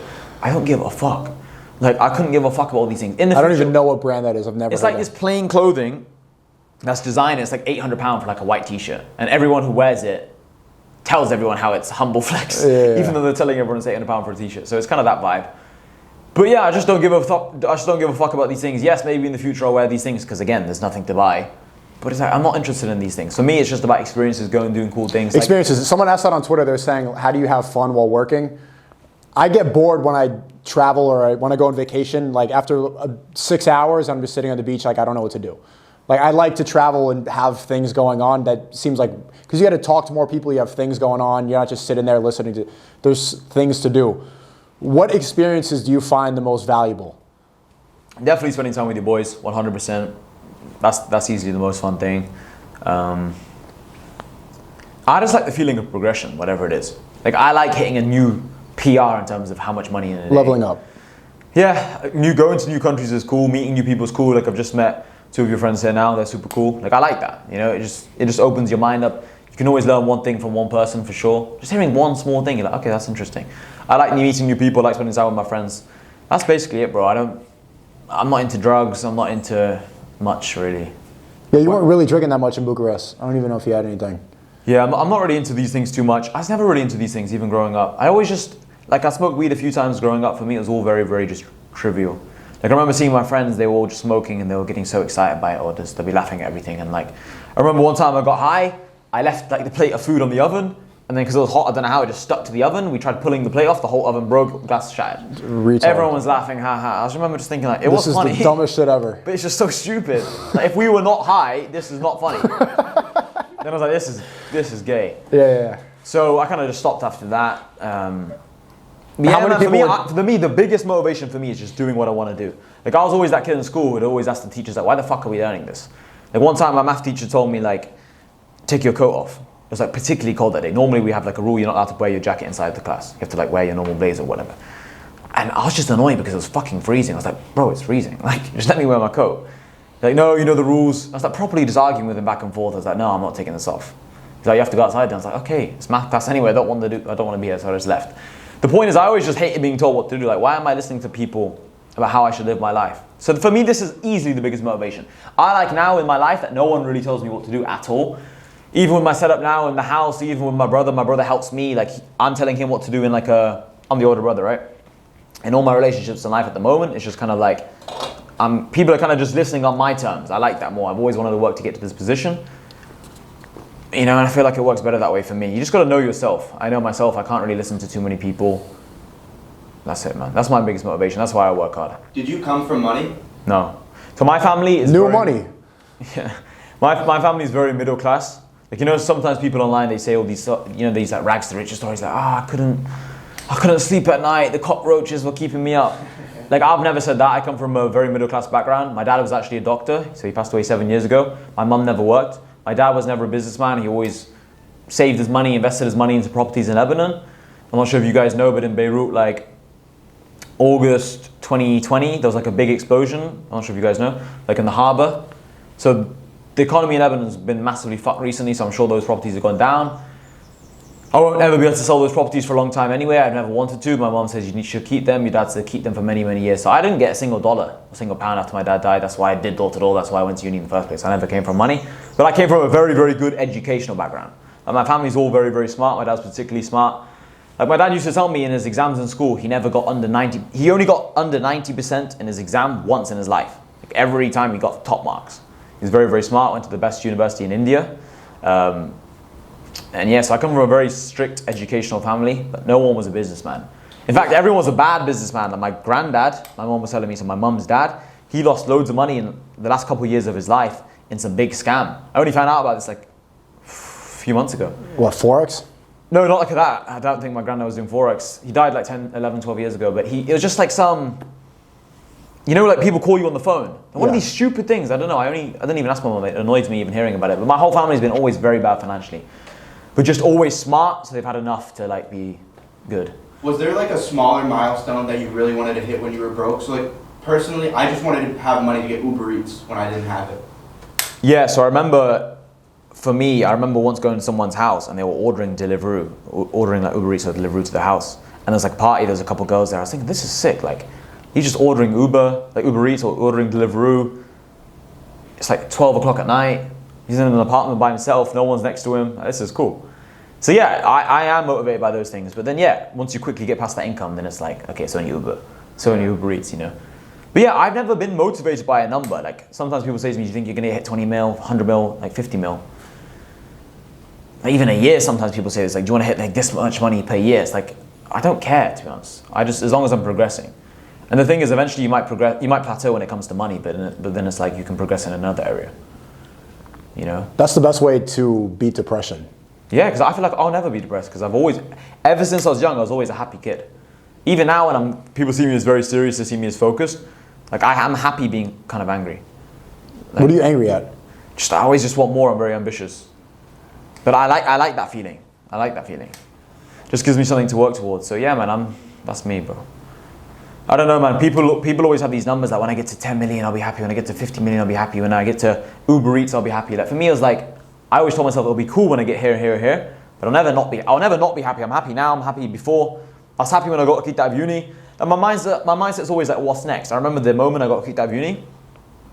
I got the email sent, and I remember opening the email. They said, sorry, we can't overturn this decision because I appealed the decision initially. They said, sorry, we can't overturn it. For about 20 seconds, I was like, oh, that's crazy. Like, I'm actually kicked out. I have no idea what I want to do. But then very, very quickly after that, I was thinking, okay, what next? You know, so surely that's your mindset. I feel like that's everyone's mindset who's successful. Being hungry is extremely fun. Like when I first dropped out, I was living with 5 of the rugby team members. I was in the house, still on the college campus, and making like $2K a month and still living in that environment and trying to find a way to get out of that was some of the coolest. Like I didn't even have enough money for Uber Eats at the time, but I wasn't in school. So I was still like eating beans and stuff like that, like heating up on the stove, heated up pizza in the oven. That was a fun time because it's like, how do I make it just enough to live on my own, but not enough to get out of the shitty area. And having that ambition and just seeing the whole world as with all these possibilities and opportunities was pretty fun to look back on. I see that like as some of the most fun times because there's also a lot of doubt and also the fear of like, if I fail, what am I going to do? Yeah, that is the main thing, yeah. But then again, I feel like you get to a certain point of money as well where it's like, because I said this to Craig the other day, I was like, what should I buy next? And he said, well, you can buy, like, you can work towards getting a jet or a yacht. But then I was like, that super doesn't interest me. Like right now, if we had a yacht in Marbella, I swear to God, I promise you, I would not be happier by one bit. Because we can always rent a yacht if we want to. It's better to rent. Right? They say if it floats or flies, then rent it. Like a famous quote, right? I don't want to, I know in the future I'll have a yacht and I know I'll own a jet. So in the future, someone might pay this back, be like, why? You said, I'll just buy it for the same reason I buy the things now. Because it'll be so cheap, the 30 million for the yacht, the 100 million, I'll just buy it. But it's like, I don't want it. It's just because what else do you do? Because then it's like, my friends will have those things as well. Let's say you say, oh, Hassan, I've just bought a jet for 25 million. We're like, oh, I have 25 mil here. Fuck it, SNEAKO bought one, I'll buy one. Right, you get to the point of money where it's like, you just kind of buy it because everyone you talk to, everyone you associate with has those things. I really believe that's how it works, you know? Like now I see you got the Cartier on your wrist. What's it, the Santos, right? Yeah. I'm thinking that's cool, like why don't I just have one of those? Because I can afford it, why not? It's nice. So I feel like that's how it is. You just become who you surround yourself with, right? If you surround yourself with those people saying everything materialistic is pointless, well then I'm not going to have any materialistic items. Yeah, I think that's what I realized recently is that it's not, you're never going to be satisfied with a certain amount of money. Never. It's the pursuit of more always. Yeah. Are you at the point where you're bored of women? To be honest, I'm not actually, that's what I'm saying, I'm not as materialistic and degenerate as people might think. Like for me, I actually like relationships more. I like, even with friends as well, I don't like just meeting people for the sake of meeting them and then like never talking to them again. Like I just said, I met your friends now, like I want to see these guys again. If not, then I'm like, oh, why did I only meet that sunny guy once? That was, whatever, you know, it's just, I like meeting people a lot of times, yeah. So I don't like meeting women just for one time. I'm not interested in that, no. You want to build actual relationships? Yeah, I want to have kids early. Yeah. Yeah, I'm going to have kids very, very soon. I was going to ask you that, but I wasn't sure how much you start thinking about that. No, I want to have kids very soon because back to the whole point about money and stuff. This is my logic as well. Some people say, oh, you should have a certain amount of money before you have kids. And my point is like, or sometimes people say like, oh, are you hustling for your kids? I've never thought about that either. I've never thought I want to get rich for my kids because my logic was if I get rich for myself, then everyone around me is fine anyway. Yeah. So it's like, if you're a millionaire, then your kids are going to be fine. You're going to be able to buy your kids clothes if you're a millionaire, right? You're going to give them food if you're a millionaire. So yeah, I want to have kids very soon. I want to have lots of children. Call them Hassan Jr. 1, 2, 3, 4, 5. What about the girls? Hassan Abi? No, that's that guy, right? He's the streamer. You can name the girl that. No. There won't be any girls. Okay, good. Abortion. I'm joking. No, he's not. Yeah. How are you gonna raise your boys to stay hungry because you have money? Yeah. You got to make a fight. I don't know, man. I've not thought about this too much. You got to put them in the gym. Yeah, I'll put them in the gym. I'll teach them the importance of working hard. But I don't know. For me, I think it's easy, man. If I've built myself into this position now in life, I feel like that's not hard. It's not hard raising a kid programming with your beliefs. All of his friends are going to be the children of my friends, and they're going to think like me. So he's going to be in a universe where everyone's a winner, everyone works hard. I'm going to create a culture where he'll feel like a bitch if he's just taking my money. He won't be able to just take my money. You know? Yeah. So that's kind of my mindset. I'd hate for my son to just be some spoiled guy thinking, yeah, like, do you know who my dad is in the future? Like, that'll make me cringe so much. He has to work hard, he has to be aggressive. Like, I feel like I'm an aggressive person, and he has to be aggressive, like a go-getter. I can't have someone who's just passive and waits for things to happen, you know? Which is possible. I mean, look at Trump. Trump, one of the most aggressive and hardworking people, rich dad. Same mindset. So you don't have to have a spoiled kid just because you're rich. I think a lot of people have that idea, like, how much should I actually give my kid? If you instill with the right values, you can raise a really ambitious person. Trump used to get that a lot back in 2015, 2014. I don't think people say that anymore. Trump is seen as respected, hardworking. People don't hold that rich upbringing against him. Yo, boys, I hope you're enjoying the podcast. Listen, click the link in the description. The first link is my free Telegram channel. That's where I'm most active online. So if you guys want to see more footage from the podcast we can't share online, just more overall good game, click the link in the description and yeah, join the free Telegram. You always want to surpass your dad. And I want my children to surpass me, for sure. Actually, there's some kids that can't. Like Muhammad Ali's son, I saw him in a documentary, and Muhammad Ali always wanted him, like, you have to be better than me. How are you going to be better than Muhammad Ali? And so you're kind of... But then, yeah, that's the thing. Then what ends up happening is you're just living in your father's shadow. Then they end up completely doing something else. Like, look at Jaden Smith, Will Smith. Yeah. And he's just a... that whole family's always crying. Always crying. The whole I mean, he was in Karate Kid. It was cool then, but then he just turned weird. He was crying in that movie too. Yeah. Always sobbing. But the point is like, I think if your dad's so amazing, then it can become daunting. But then, yeah, they can just do something else, I guess. Maybe Jaden shouldn't become an actor. He should become like a fucking academist. I don't know, scientist or some shit. Yeah, I don't think you could be a scientist. I don't know. But the point is... I don't know, man. Let me ask you, what would you spend your money? If someone right now gave you 5 million, literally just 5 million cash, what would you actually spend it on? Probably give away two. I would give 2, spread 1 mil to family and friends, and then also some to employees and stuff like that. Make sure everybody's good. And then the other mil, give that away to hungry people. Okay, forget that. The other 3 million. No, because the whole topic. Yeah. All right, move on from charity. No, because the whole. I'm explaining. 5 mil, 1 mil to my family and employees, 1 mil to charity, so I feel better about myself. Because the fact that I just got 5 million, my whole mindset about money is gonna change if I don't give away $1 million of that to somebody who's less fortunate. Because I didn't earn that. I don't deserve it. Okay. It's not only is it for them. It's not just for like out of the good because I'm a great person. It's also so I feel better about myself. That's an extremely important thing. And then the other 3 I would invest into myself. But what though? That's the thing. I want to make a movie.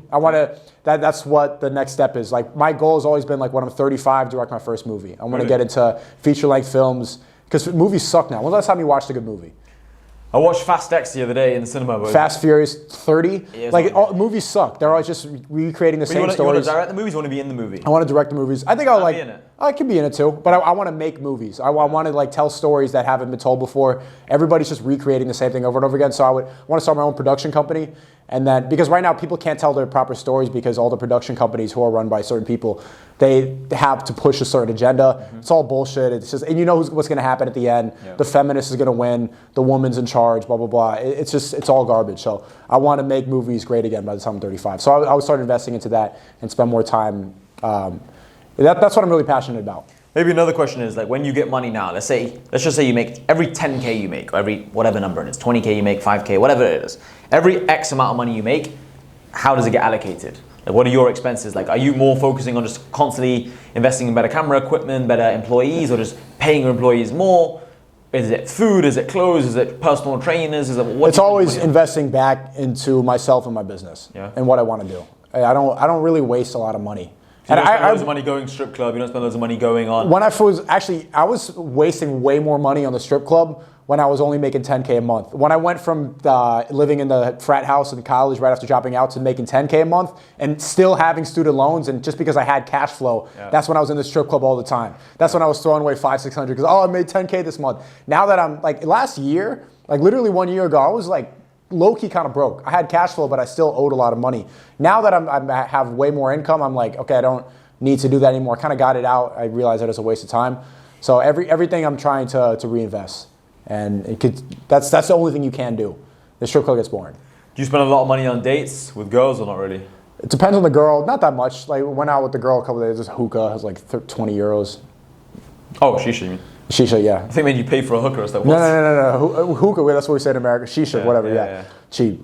It's simple. I don't really spend that much. I'll fly girls out sometimes, but it's haram, so I have to wait till marriage. Okay, I've got a question for you. What do you think about the whole, like, people say, like... Islam grifting? Yeah, you're only becoming a Muslim for views. I see that happen to you, too, because you posted, took a picture of the Quran, like, I love this book. And it obviously does really well engagement-wise and stuff like that, but... yeah, I mean, I went to the mosque today. I've been going every Friday. And do you know how to pray? Yeah. I don't know how to say the words properly. Like, what you're supposed to, like, whisper into the floor. I don't know how to say all that yet, but I doing the motions. Like, Sakeb recently corrected me because when you stand, you're supposed to, like, put your right hand, 3 fingers here. But I was just, like, I don't know what I was doing wrong. Maybe I was crossing my arms, but just, like, little things. Like, you're always supposed to put your hands behind your ears right before so you listen to Allah before. Yeah, I'm getting better. Mm-hmm. Cutting out a lot of things. Like, for example, well, not perfect. Like, you're supposed to only eat halal steak. I mean, to have haram steak. I'm not going to ask. I'll eat a steak if it's not killed properly. Step by step, because a lot of people on social media say things like, oh, you're not perfect here, you're not perfect there, but it's like, and then they question your intentions because your actions aren't perfect. But it's like, your intentions could be clear, pure-hearted, but then your actions could still not be fully perfect. Just like in business, you might want to become super, super fucking rich, but then every day, you're not working as hard as you could be working. You know, it does take time. I would say the people who are critical are Christians more than Muslims. Muslims have been like, oh, that's good. I'm glad you're doing it. They're sending me Quran verses and stuff like that. They're telling me who to talk to and different imams, scholars and all that. Mostly the Christians and Jews and other religious people, they're like, you're lying about this. They don't like the fact that I reverted, but that's always going to happen. And it's good that people criticize. For example, Sonny posted a picture. I was at a restaurant and I had water in a wine glass and then everybody's like, there's one, and they're freaking out. It's mostly people from other religions who are trying to get a gotcha moment. But I think it's good because it keeps you accountable and makes you want to be better and want to put out only good things into the world. For example, like I'm kind of getting to the point where I'm bored of women. I guess like selfishly, I'm still motivated. Like there's certain celebrities that I want to fuck. Like celebrity girls that I see on my time. Like and that's mostly for ego to be so that I see her scrolling. Like I just want to get like, yeah, you know, I got that. And I don't need to keep like, oh, I wish. Part of the collection. Huh? Part of the collection. I want to add her to the collection. But that's a stupid thing that I should let go of. But casual sex and spending like all this time on dates and stuff like that I was really spending a lot of time on the past like 3-4 years, it's becoming less interesting now. And I'm actually surprised you said that you wanted to have kids now. A lot of people in the money Twitter space, they make jokes about like nutting inside girls and not caring and just having kids, like impregnate random girls. And but yeah, I do want to. I think that's the best use of your time if you're going to invest time into women is to look for the girl that you want to have a family with. I think having kids with the wrong woman would be awful. That would suck. Because you're always going to be attached to that woman for the rest of your life, in some sort. Because and the afterlife, because your kid comes with that woman, right? So it's like if you just nut inside a woman you don't like at all, you really dislike her. Oh, you're stuck. And you're always kind of going to end up resenting the whole dynamic, and then the kid's kind of not going to have the best life. It's just going to be a weird dynamic, and you're always going to have to just deal with that woman. It's just long. So just be careful who you're nutting. Yeah. Just nut on their face. Yeah. You know? Do that. I truthfully just want loads of sons. I don't know how much I want a daughter, truthfully. Like if it's going to happen. Guys, like you saying that, yeah, Allah is going to curse you with the daughter. It's always like that. It's certainly not a curse. Obviously it's a blessing. Obviously I'm joking a little bit for the camera. But no, it's just I want sons because sons, like I feel like they're just a mini you. Whereas a daughter, it's just like a thing. What? It's just, I don't know. Yo, someone clip that. It's just with a daughter, I'll just be like, I don't know what to talk to her about. I'm just looking at her like stroke her head or something. So I tap her on the head like, look, school's gonna be alright. Like, yeah. Whereas with the son, I play football with him or like punch him, like, slap him a bit, like bully him, like make him stronger, give him some good books to read. You're gonna have daughters now, like you said. No, I will. I'm gonna have loads of children, so it's inevitable. It's just what I'm thinking is, let's say I want 15 sons, 20 sons. I don't have 4. Let's say I want 10 sons. That's just my number. Let's just say I don't want to get the 10 sons. I don't have to go through 23 daughters or 43 daughters. What I'm saying is if I'm going to have 10 sons, it'd be good if I have like 5 daughters. 15 children in total. I don't want to have 10 sons but 27 daughters because that's just too many children. Do you understand what I'm saying? It's way too many. But that's going to be the ratio. It's always like that. No, it's not. Have you noticed that like the simpy guys, the blue-haired dudes, always have sons? King Henry VIII, or whatever his name was, maybe number 6, can't remember his name. Didn't he literally used to just get rid of women who gave him a daughter? Like he'd kill them. Yeah. Like, I like Yeah, that like one. 8 wives. That mindset's good. Gee. Damn straight. Like he knew what he wanted and he got it. But then what do you do with the daughter? You just sell them So, to other rich and powerful men. And you make political alliances with other powerful men. You know? Yeah, marry off your daughter. Yeah, that's actually what I do with my daughters. Just marry them off to other rich guys. People like my friends. at what age? My friends' children. Young, 21. Oh, okay. That's not that young. Yeah, not too young. Okay. Sell their virginity for millions and millions. Get richer, passive income. Yeah. It's literally passive income. Yeah. This is what people don't realize. Like people always talk about passive income. You know what? Let me talk about something on a serious note. People always talk about passive income, passive income, passive income. Worry about fucking active income. I always see people on Twitter talking about, bro, you need to make passive income so then when you can make money while you're sleeping. It's like you need to make money when you're awake. Because most people aren't making money when they're awake. If you focus on active income first, then you can get passive income. Like now you have passive income from your ad money and all your deals and stuff. But it's like you had so much active income first. You put all those hours into the camera first, and then you can just be paid based off your name. I'm SNEAKO, right? But it's like you have to work so hard until you get to that point. Nowadays, I see so many people trying. What do you consider active versus passive income? Is it okay? What do you class as passive income? Like, let's say you get money from an asset, like someone's paying you for your rent, right? Let's say you own a property and someone's paying for the apartment. That's passive, right? It's pretty passive. So what do you consider active money? Basically, everything you have to work for every day, like you're actively pushing for it. But it still compounds and you still get it passively. No, as in like you're always working for money in general. Like you could argue, let's say you own property, right? For example, Craig, the guy we're renting from now on the Palm, we're paying him money, right? But he still has to go back and forth with us a couple of times. He had the estate agent he has to talk to and stuff. So it's a tiny bit of work, but a big amount of money. I'd say that's pretty passive. That word's just overused because you can argue. It's a buzzword. It's a Twitter word. Everything is passive. Even if you're working a 9-to-5 matrix job, you're still making money passively in a sense because if you do good work today, then you're not going to get fired tomorrow. And so you could probably hope that you're going to be working there for another 2 months. So you could argue that that's passive income as well. Even though you consider this active work because we're recording the podcast now, it still can make money passively in the future when people post I feel this it is a lot more passive than a 9-to-5 job because with a 9-to-5 job, if you start going to work, you're going to get fired pretty fucking quickly. Whereas you could start filming for loads and loads of weeks, loads of months. Yeah, you might fall off a bit, but your old clips can be reposted. So what are you doing that's active income? Well, everything's active income. Constantly talking about sales teams, active income. Well, technically, actually, my income source with Craig is passive income, yeah. But then for me to get that money to even invest them in the first place, that took loads of active income.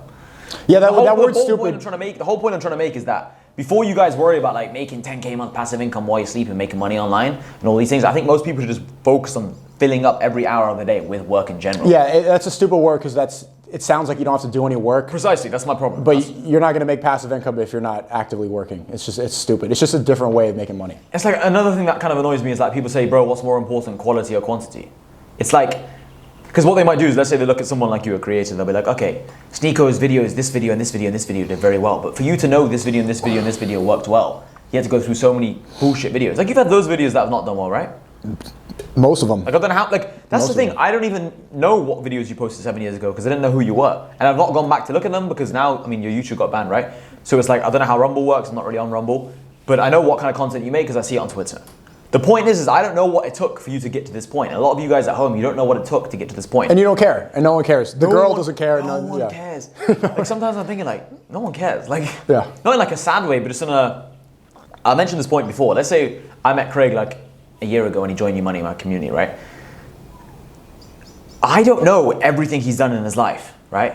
But when you have friends in school, let's say you meet someone at 9 years of age, right? You know that person's favorite color, you know that person's parents' names, you know that person's, what they do when they get home from school, you know if they have a PlayStation or an Xbox, you know like every small detail because they've only been alive on this planet a few years. But when someone's 24, I'm not gonna be like, yes, Nico, what did you do at 12? And also you meet so many more people. When you're younger, you meet less people, you're only friends with people from geography class, math class. Whereas now I can't be like, yo, what were you doing at 12 and 7? What were you doing at 19? What were you doing at 18? Like, I don't give a fuck either. Just like you don't give a fuck about what I was doing. There's too many people to talk to. It's too long of a timeline. So people just judge you on where you are now. Like, although people ask me like, yo, Hassan, what business tips do you have? Mostly they just care that I have the Lambo. They don't really care how I got the Lambo. You know? I could have been the biggest scammer my entire life. No one cares, yeah. No one cares either. I'm not, but I'm just saying you could be. right? So it's very much like just get to that position, and then you're going to get the connections you want, you're going to get the girls you want, you're going to get everything you want. You're going to get access to everything you want. Like in Marbella, all these people popping bottles in the club. You know, what do they do for money? You don't know, you don't care. Some could be e-com superstars, some could be a famous YouTuber, one person could be a drug lord, one person could be human trafficking, one person could be selling cocaine, one person could be in the property game. Like, you don't know, you don't care either. Don't you respect people more that made money honestly? Of course I do. Of course. And when you actually get to know someone and you talk to them and you're like, oh, this person's actually smart. They're not just they've got money. Do you respect OnlyFans managers? There was a funny moment when we were at that event in Bucharest. I was talking about how it's demonic and satanic and they're ruining men. Because porn is the #1 detrimental thing to men's minds, I think. Yeah. That will destroy a soul quicker than anything. Watching a porn video, it's all over Instagram. And I was standing on the balcony at this event, I'm saying like, yeah, OnlyFans is terrible, like it's just ruining men's mind. I realized like, there's 8 OnlyFans pimps around me right now, and I'm saying how it's satanic. Like, no, it makes them happy. They get to jerk off. So you're saying like, when you go to the club, it doesn't matter if they sell cocaine or anything like that. I mean, sure, it's fine. Like, I respect the fact that you're hustling and you're working towards something, and obviously it's better than being the dude who's jerking off, but you're not contributing anything to the world. All you're doing is, I see it equivalent to like selling crack. You know? I think the thing is this, right? There's always the argument of, if they weren't help manage the OnlyFans girls, someone else would. Someone else will. If you don't sell the coke, someone else will. If you don't sell the weed, someone else will. Now, it's not the best argument because you're still selling coke. Precisely, right? But then again, and then at the end of the day, this whole like porn stuff, it is haram, it is degenerate, it is fucked up, it is disgusting as well. It actually is disgusting. It's crazy we live in a society now where it's become so normal, all these things become so normal. Yeah. But at the end of the day, it's like, because there's so many arguments for it, right? Let's say you have a girl who's selling pictures of herself, right? Not like full on porn, but let's just say pictures of herself naked, right? It's still bad, but hear me out. And she's making money, and then she's providing for her mom and her dad, and maybe her younger brother who's... No, sure, yeah, she's providing. I'm thinking about all the dudes who are getting... the girls. Huh? For managing the girls or the guys jerking off? The girls, fine. They want to do it, sure. Okay, it's haram completely. But then the guy, you could also say... The guys are getting ruined. Like, that girl, yes, she provided for... Guys, or you mean the guys who manage the girls? Every nut makes them worse. Yes, but you could argue they don't watch those OnlyFans girls, they're going to be watching Pornhub anyway.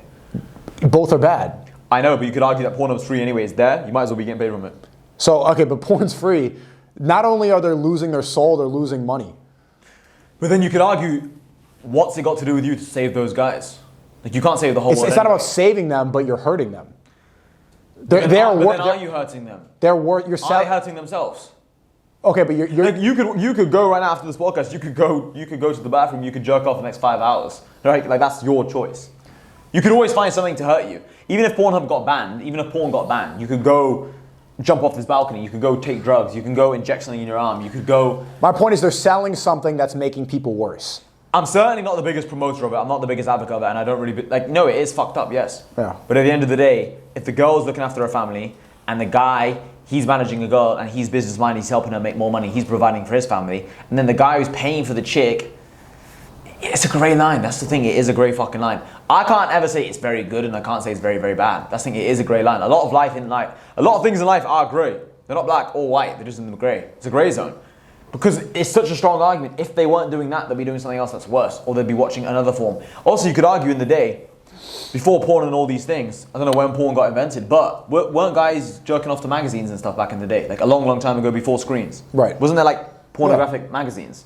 That's bad, but it's way less bad than seeing a girl on a screen and messaging her like they think that they're talking to a guy. Yeah. And it's some teenager in the Philippines. I love you, baby. But then you could argue that yes, the whole porn stuff got worse back, from back in the day because now there's more dopamine attached to the screen and all these things. But then you could argue the whole of social media is bad in general. You could argue, I'm not saying your videos are bad, but you could argue too much entertainment videos or too much like silly reaction videos. I'm not saying that's all you do. I'm just saying you could argue a lot of that's bad as well for the human mind because someone's just getting distracted. Maybe they could be working a job and they're watching like funny pranks on YouTube. Maybe not your content so much. Yours is a lot of positive stuff. But there's a lot of videos online where it's just pointless reaction videos that are purely entertainment. You also have some educational stuff, right? It's different. But if you're purely watching something for the entertainment value, you're just getting dopamine. They're wasting their time. You could argue that's very, very bad as well. They're wasting their time. So who's the very big entertainment creator? Mr. Beast. Okay, Mr. Beast, let's say. You could argue that watching him is also very bad. You could argue he's hurting society. But then again, you could argue he's uplifting loads of people. There you go. And he is. He's giving away a lot of money. He's inspiring people. There's no way to inspire with porn. That doesn't inspire anybody to do anything No, besides. I agree. That's why I'm not fully. Yeah, it's an escape route. And also they have a false sense of who they're speaking to. So it's just funny being like, I know a lot of guys who do it, and I like these guys too, but they don't see it as something bad. They find all these ways to cope with it. I'm sure you know a lot of these people in Dubai too. Yeah, but this is the thing as well. Let's say you sell heroin, and then heroin completely ruins someone's life, and then someone's fiending for heroin. They take so much, they end up killing themselves on overdose. It's like, whose fault is it? It's not about fault. It's just about making the world worse. Would you say OnlyFans marketing is worse than management because you're spreading it? What do you mean? As in, like, let's say I was a very famous creator. I'm saying, follow my girl, Sarah, and she's an OnlyFans girl, for example. We were talking about this. So someone like Tate, he ran his business on a website that people were going to. Right. So he wasn't promoting other people to get into it. Right. Compared to if, like, I'm a TikTok marketer. Yeah. So because I was thinking about getting into it, but I realized I'd be getting millions of people to be jerking off every single day. I wouldn't want to do it personally. Like, my dad passed away 7 years ago. If he found out I was doing that, he would be like, what the fuck's wrong? Like, he'd probably disown me. Yeah, he'd disown me. So, I guess that's the answer in terms of my opinion. But then again, this is just the truthful opinion. There was one point in time where I was considering it because I was like, the money will be very good. I considered it too. Yeah. It's like when people say like they've never considered taking steroids, they've never considered doing this. I've considered like a lot of things in life. Everyone's had a thought about doing something. It's like every single girl in the world has considered getting her boobs done. She's considered it. She's had the thought in her mind. Has she seriously considered it? Has she deeply considered it? Has she really gone and searched online? Surgeries in my local area? No, not all of them. But every girl's thought, what would I look like with bigger boobs? Every guy's thought of like, you know, if I took steroids, what would happen? Every guy's thought, okay, maybe I could do OnlyFans. Every guy's thought, okay, what would I be like on cocaine? Whether you've taken it or not, everyone's thought about all these things, right? So, yeah, man, it's a great line. So I considered it. I've considered selling drugs as well. Did I? No. But there was a point in time when I was very broke, or even in university before I got kicked out, I was thinking I could just sell some drugs. I'll be disciplined, I'm smart business minded, I won't get too heavily into it, I'll make some extra pocket money. You've never sold a little bit of drugs? No. Oh. What? But the point is What? I've considered it.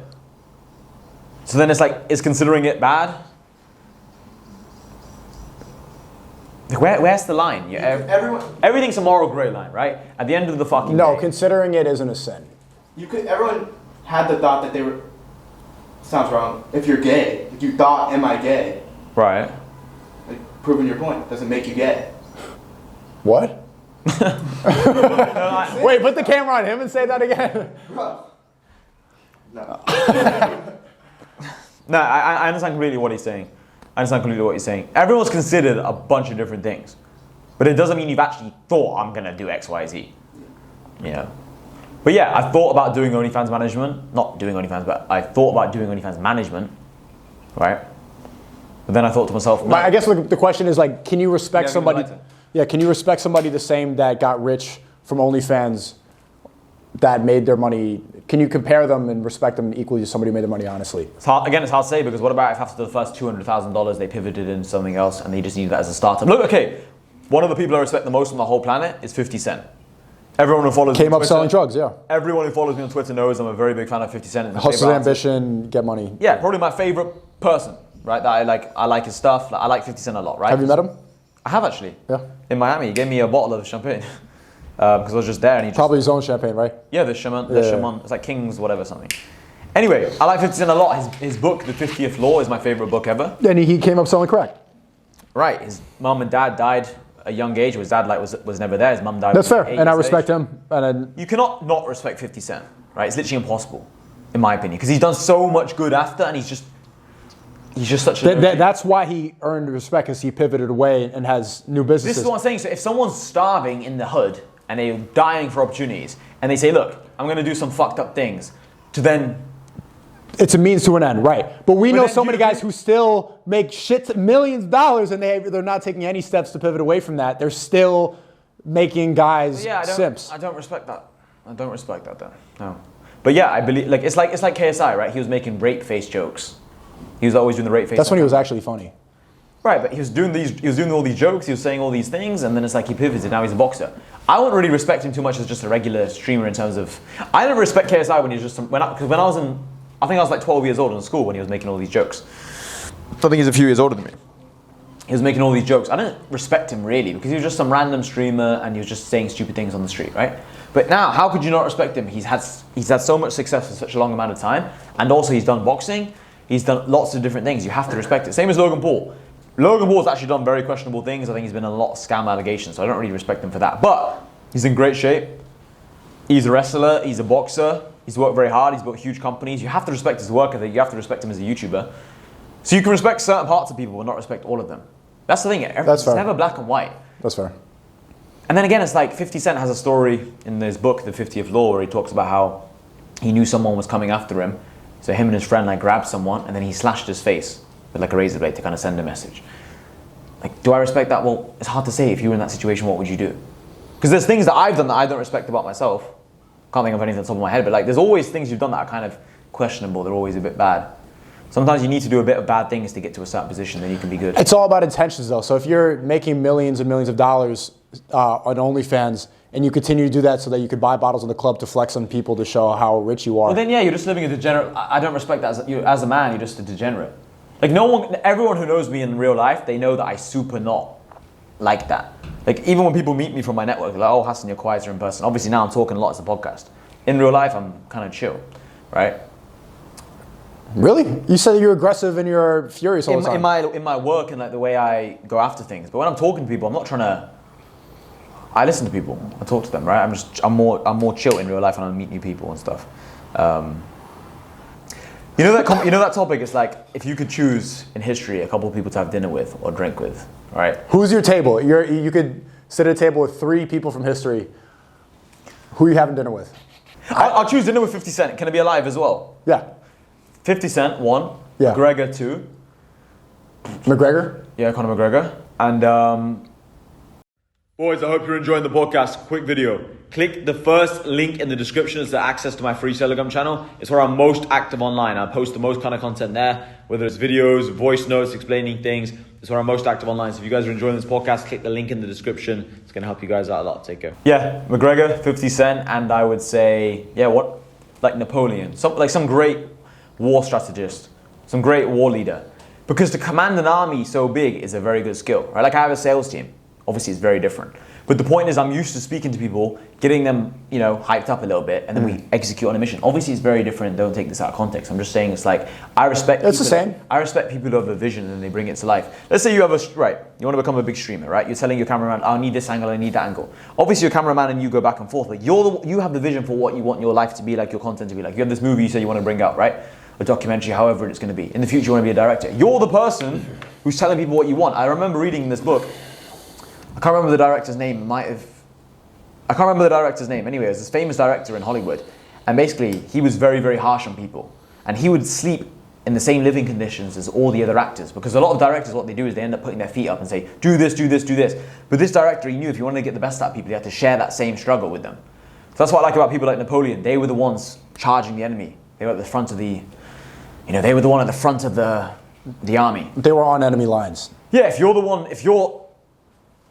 the one attacking from the front and you've got the army behind you, it's very different than you being at the back just saying, do this, do this. Right? I respect people who do the same thing they talk about. Mm-hmm. Practice what they preach, right? So yeah, I'd say Napoleon, 50 Cent, and McGregor. What about you? Genghis Khan. Okay, he's good. He had like 2,000-3,000 kids. Can I have that again? El Chapo. Ooh, okay. Okay, but all these people, haven't they done questionable things? Yeah, 100%. So what does that tell us? You know what's funny is that people are attracted by dark things. I wouldn't say dark things, just people who conquer. Yeah, like there's always going to be something.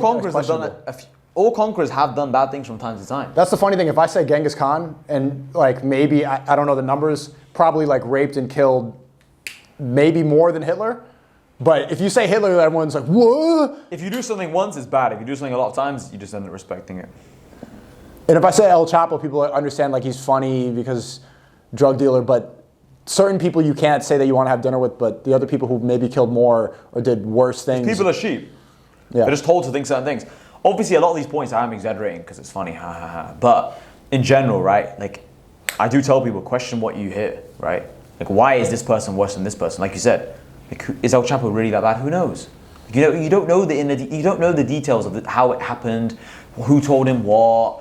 it's so hard to say. This is why, like, I see a lot of people commenting on, let's say, even under your videos, under a lot of people's videos who are doing YouTube and doing Rumble and doing all these things. They say, oh, this person SNEAKO, this person that. He's cringy for doing this, he's cringy for doing that. If I was in this position, I would be doing this and that. You don't know what you would do in someone else's position because you're not in that position. If you knew better, you'd do better. It's like people say to me, oh, Hassan, if I had your money, I'll be spending it like this and this. But you don't have my money.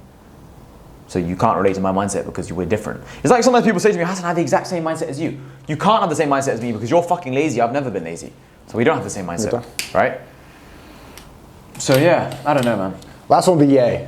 I would, but it already... Have you had dinner with him or just, how much did you speak to him?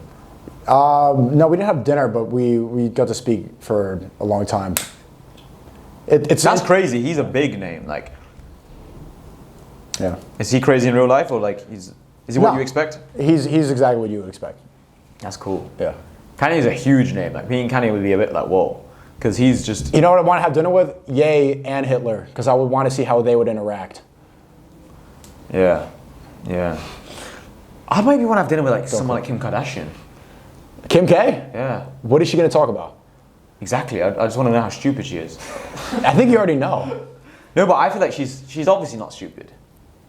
She's obviously smart. The whole family is very smart. I don't think so. They're certainly smart. They get paid to be stupid, right? You think that she's like behind the scenes curating everything? I don't think she's necessarily the genius behind everything, but if you... It's like this, right? I really do believe success teaches you things. I said this as well. Actually, that's one of my biggest motivations about money. I can't believe I forgot this. It's because we were talking about materialistic things before. One of my biggest motivations for getting richer is learning more about the world. I feel like since I've made way more money... That will red pill you. You learn the truth about the world as you make money. Precisely. You learn about competition, you learn about how... When you're broke, you think that trainees are good. Oh, okay, and then you make money and you realize that it's all satanic and it's just pedophilia justified in real time. Like when you make money, that's when you actually... Like the same people who are criticizing you for how you make money now, they're poor. And then they're going to get to that point, or if they ever do, most of them won't. Then they realize, okay, well, actually 2 million is not as much as I thought it was. I can't just give it away like this. I'm not going to be a philanthropist at this point. You need to... Someone said to me the other day that... So I was doing a giveaway. I think I gave away like $1,000. Someone said to me, I thought you were rich. Why are you giving away $1,000? Why not give away like 100K? I was like, obviously I don't think too much of it because I know people in the comments are stupid. But the point is people think just because you have money, you should just start giving away loads of money. The guy told one guy, some fat fuck on Twitter, I said, bro, if you lose weight, you get a six-pack, I'm going to fly you out to Dubai and we're going to have a good time. I'll show you a good time. Like, that's your prize for losing weight. You got like 2,000 likes, right? People like that tweet. And then someone in the comments said, bro, I thought you were rich. You're only going to give him 5K. What do you want me to do? Some random stranger losing weight? I don't care about this fat fuck. It'll just be funny as a challenge, right? What am I going to do? Give him 100K because he lost weight? Like, people are stupid. They think if you're rich, you should just give everyone money. I'm so used to reading or seeing comments like that, I don't even... acknowledge it. It doesn't even like register in my head anymore. It doesn't. And a lot of time people are trolling. Yeah, and they just want engagement. They just want to say something. It's just nothing. Like when they criticize me for the wine glass with the water in it, I don't even like... These people aren't real. It doesn't... I remember watching like this UFC stream, right? And to watch the UFC fights, and everyone in the comments was saying, rest in peace, Joe Rogan. Yeah, I mean, every streamer says that. Oh, really? I only saw this one time, and obviously it was a joke, right? Joe Rogan's alive. And the point is that one person said it, and then everyone thought, fuck it, it's funny. The people just say things because they want, like, it doesn't mean anything. And that's what I actually say to a lot of you guys who want to post things on social media. Nothing matters. Like, sometimes, some of you might be sat there at home thinking, oh, Hassan said this about Hitler, Hassan said this about... I don't give a fuck. Like, who cares if it's clipped out of context? What are the actual consequences? Nothing. You know? Well, I mean, they could wipe your social media and they could take away your bank account. I've seen what they can do and how much power they have. No, but I've not said anything bad, right? And I'm actually very cautious of that.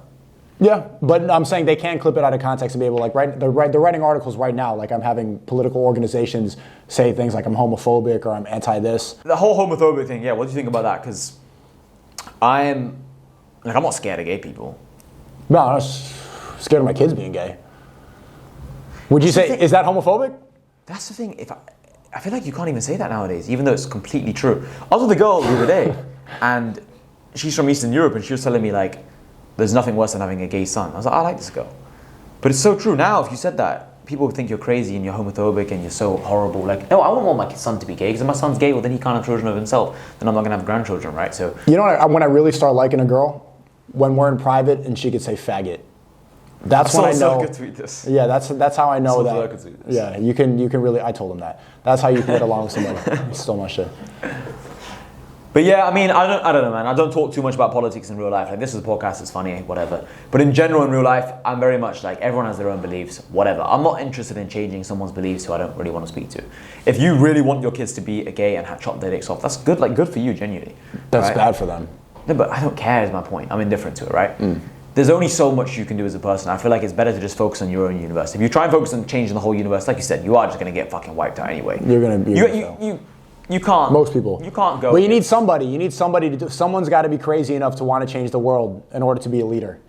You can't just have a bunch of OnlyFans managers and e-com guys. Right? You need to have somebody in charge. You can definitely influence certain things, but it's like one person, especially nowadays with technology, you do get wiped out very quickly. But that's why you want to have dinner with somebody like Top Age, to figure out like how is somebody that delusional to step up and be like, I'm going to change the world. But that's why I respect you saying, what do you respect? I respect the fact that one man can think, I can conquer Europe because this is my mindset, right? That's the kind of guy you'd want on your team. And he's 5'7". That's the kind of guy you want on your team. All these guys complain about height all the time. Hitler was 5'7" and commanded an entire country to take over Europe and almost the entire world. He was close. El Chapo's 5'6". Yeah, I saw about that. 30 kids. Yeah. People think size is like the only thing that's intimidating about someone. How they speak is more intimidating. If Hitler was in a room right now, you'd be intimidated for sure. There's no even if of you him don't know right about now. his army and everything else, the way he speaks, you'd be intimidated. You'd be like, this guy knows people. This guy has this energy. He believes in himself. If someone has unwavering self-conviction in themselves, right, you do respect them. Whether it's good or bad, you respect it. Even if it's just fear, right? Respect comes from admiration and fear. So Hitler was certainly an intimidating person, and that's what I respect about him, I guess. Yeah, stop talking about that motherfucker. You've given him too much free promo. If you know what, if Hitler was to make a social media account now, Oh, he would conquer Twitter. bro, he'd run it. Like, it'd be called Hitter. Like, it wouldn't be Twitter, it'd be Hitter, you know? What would his network be called? I mean, he already named it. Nazis. Well, yeah, true. Would you pay $50 a month to join his network? Yeah? Yeah? For sure. Yeah? For sure. But this is the thing, it all started from the OnlyFans question, right? And about how you should pivot into other things. Like, this is another point. A lot of people, when they start business, they think what they're doing now is what they're going to be doing forever. Because for a while, I didn't want to do so many different businesses because I was thinking to myself, I don't want to be a copywriter. I don't want to be this. I don't want to put myself into this label, this bracket. But it's like, the first couple grand a month you make can help you. Let's say you want to be a cameraman, right? If you make 3K a month, let's say you make, okay, I tell a lot of the guys in my network, right? Especially the Americans, the people living in England, all these places.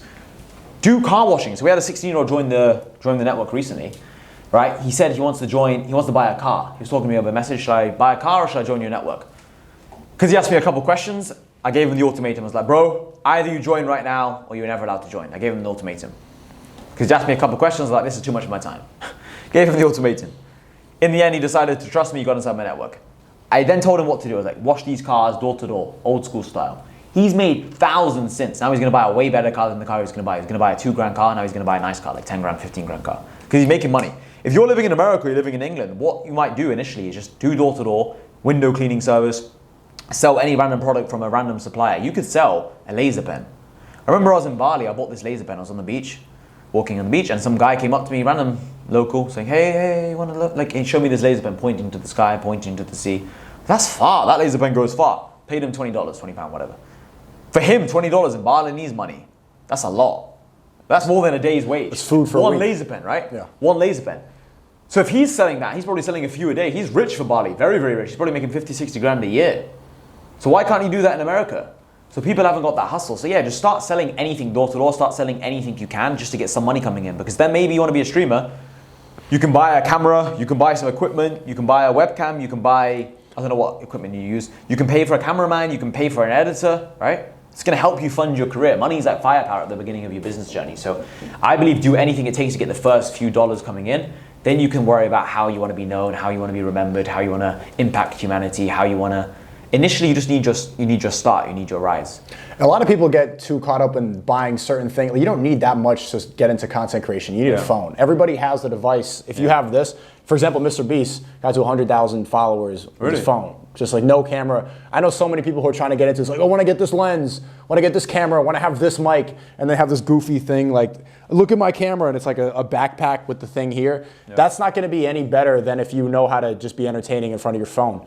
That's not. You don't need that much to get started with most things that people aspire to be. Like if you want to be a comedian, you just need to be funny. You just need to tell jokes on a stage. 100%. It doesn't. I don't think you need that much cash flow in order to pursue the things that people want to be. Like you don't know. But if you have zero money, it can be a little bit hard. Like I think if you have a couple grand in the bank, it certainly helps, right? Name a profession that you can't do with like. No, you can start everything for free pretty much. Yeah. But I'm saying it helps with a couple grand. Like right now, you were saying to me before we came here, right? You know what helps more? It helps more getting in that mindset of always working. Yeah. Less about the actual income, but just that workflow. Getting in that state. What was more valuable than the couple grand he made or the car that's slightly better is the fact that now he knows how to hustle. That knowledge now, that mind state that he's in, now he knows how to make a couple thousand. He's probably going to make 100,000 just because he knows how easy it is. That's way more valuable. Like, I said that to him as well. I was like, bro, you're going to lap everybody now because you've been doing 12-hour days door to door. Like I know myself, I was doing door to door for so long, just knocking on doors. It's like that gives me the advantage now. I can talk on a podcast for 12 hours because I know that I've just knocked on doors for 12 hours. I've knocked on doors for so long that it's like it's easy. Skills translate, right? So, yeah, that's kind of my opinion on it, man. People are just looking to skip steps. You know, you can't skip steps. Like everything translates, everything leads from one thing to another. Like the reason why you're going to be a good film director is because you've been streaming for so long. You kind of know how to create movies. I haven't even been streaming that, only a year. I was doing just like editing videos and cameraman and stuff like that for But you're creative, right? 9 years, yeah. Your thing is literally called Creativity Kit. Yeah. So you're literally creative. And that's going to help when you want to create movies. I'm not the best creator, right? But I know what I'm good at. And then that translates to everything. So you don't need to be good at that many things, man. Like, what would you say you're good at? Would you say you're good at loads of things, or just you're pretty good at a couple of things? When it comes to content creation stuff, I'm good at all of it. Okay. That's one thing I realized too on this trip. Like the people I brought here, like they're good at one specific thing. Like they could just edit only a certain type of video, and like that's what they're going to be good at. I can do every single part of this. Well, I mean, it comes with experience doing it for so long, but I've mastered everything. But which in is general, not that valuable. what I'm saying is that you don't have to be good at science and then good at math and then good at setting up spreadsheets and then good at technology. Like the other day, my friend was helping me like set up the computer in the house, the monitor, all these basic technology things. Like for me, I hate that stuff. I'm bad at that stuff. I hate paperwork. I hate all these things. But I'm good at a couple of things, and what I'm good at, that's what I focus on, right? So. But it's better to master the skills because then you know how to properly outsource it. If you don't go through it first and you don't know how to do it, then you don't know what to look for when you're hiring somebody. True. Like, I don't know what a good cameraman is because I've never had a cameraman. Yeah. But then I guess I could just ask someone in my network. I could just ask you. Yeah. But like, SNEAKO, what is a good cameraman? You'd be like, you need someone who you can bond with. You need someone who's actually funny. It's not just about you talking, about someone who can go back and forth. It's someone who understands maybe your work routine, I guess. It's someone who... So you already know? I guess so, because your friend just told me. And also, just based on basic common sense, it makes sense, right? Mm-hmm. I don't want to have a cameraman who's boring as fuck, you know? So some things just make sense. Like people say like, oh, I want to be a copywriter. How do I become a copywriter? I'm like, I'm not a copywriter, but I've done like 20,000 tweets. So I know roughly what converts. I know what works. I know how to write decently, I guess. You know, everything translates. That's kind of my opinion. That's the easiest skill ever, and then people are making thousands of dollars. Well, copywriting is just writing tweets and emails for people, right? If you took an English class, you could do copywriting. And the thing with copywriting, especially now with this whole personal brand stuff, is like, there's no like one size fits all policy. There's no one size fits answer. Like there's no, what is a good copywriter? Everything's subjective, right? If you're writing for this company, the way you write is going to be different than the way you write for this company. So you just got to find a company or you got to find a client that fits your style. Let's say someone was ghostwriting for you. I know you do your tweets yourself, but let's say someone was ghostwriting for you, right? The way they write doesn't have to be very liberal. It doesn't have to be very political. It doesn't have to be, they just need to talk like you would talk, you know? So there's always jobs you can find. I think most people just don't try hard enough. They don't. That's basically it, bro. Don't get in that comfort zone. Don't ever get comfortable. I think that's the biggest trap. SNEAKO, what would you advise to someone who's 21 years of age right now, and they have like $4,000 in the bank, 4,000 American dollars. They might have like a normal 9-to-5 job making $300-400 a week. Standard job, couple grand in the bank, and they don't really know what they want to do with their life. They see people like you online. They think, I want to have these nice things. I want to be able to travel with my friends, or maybe I want to have a few supercars like Hassan. How do I get to this point? What would you advise them? I would say immediately join the Creativity Kit. It's $50 if you have 4K. That's the best first investment because then you're going to be around people who are on the same page. And like we said, we established in this podcast, the 5 people you spend the most time with, that they end up translating it to who you are. So you need to not be around the retards with the stove and the pizza's falling over. You need to go and find people online who are on the same page. Immediately join the creativity kit. That's the best thing. And then develop a skill and just work hard every single day. And I think within 6 months, you can already surpass 90% of people just by doing those things. I heard, I know what I want to say now. I forgot the other point, but what I wanted to say was, I'll say this after actually. So basically they said that if you put 100 hours into anything, you become better than like 95% of the It's really that simple. So if I played violin for 100 hours, I would become in the top 5% on playing the violin. Yeah, easily. It's really, if you watch any of the content that I do, you can see how 95% of people are extremely programmed, don't ever think any original thoughts. You could surpass those people very easily if you apply yourself every single day. If you work hard every day, if you train every single day and surround yourself and have conversation with the right people, it doesn't take that long. Like right now, I think is the easiest time to go from 4K at 21 years old to being a millionaire. I don't, with the capabilities of the internet, I don't see how anybody who applies themselves properly can do it. So 100%. You don't need that many resources to get started. And that's what I was going to say earlier. I was going to say like Napoleon has a famous quote that basically says like, the moral to the physical is as 3 is to 1. Basically meaning your energy and conviction in yourself and what you want to achieve is 3 times more important than your actual situation, your actual reality.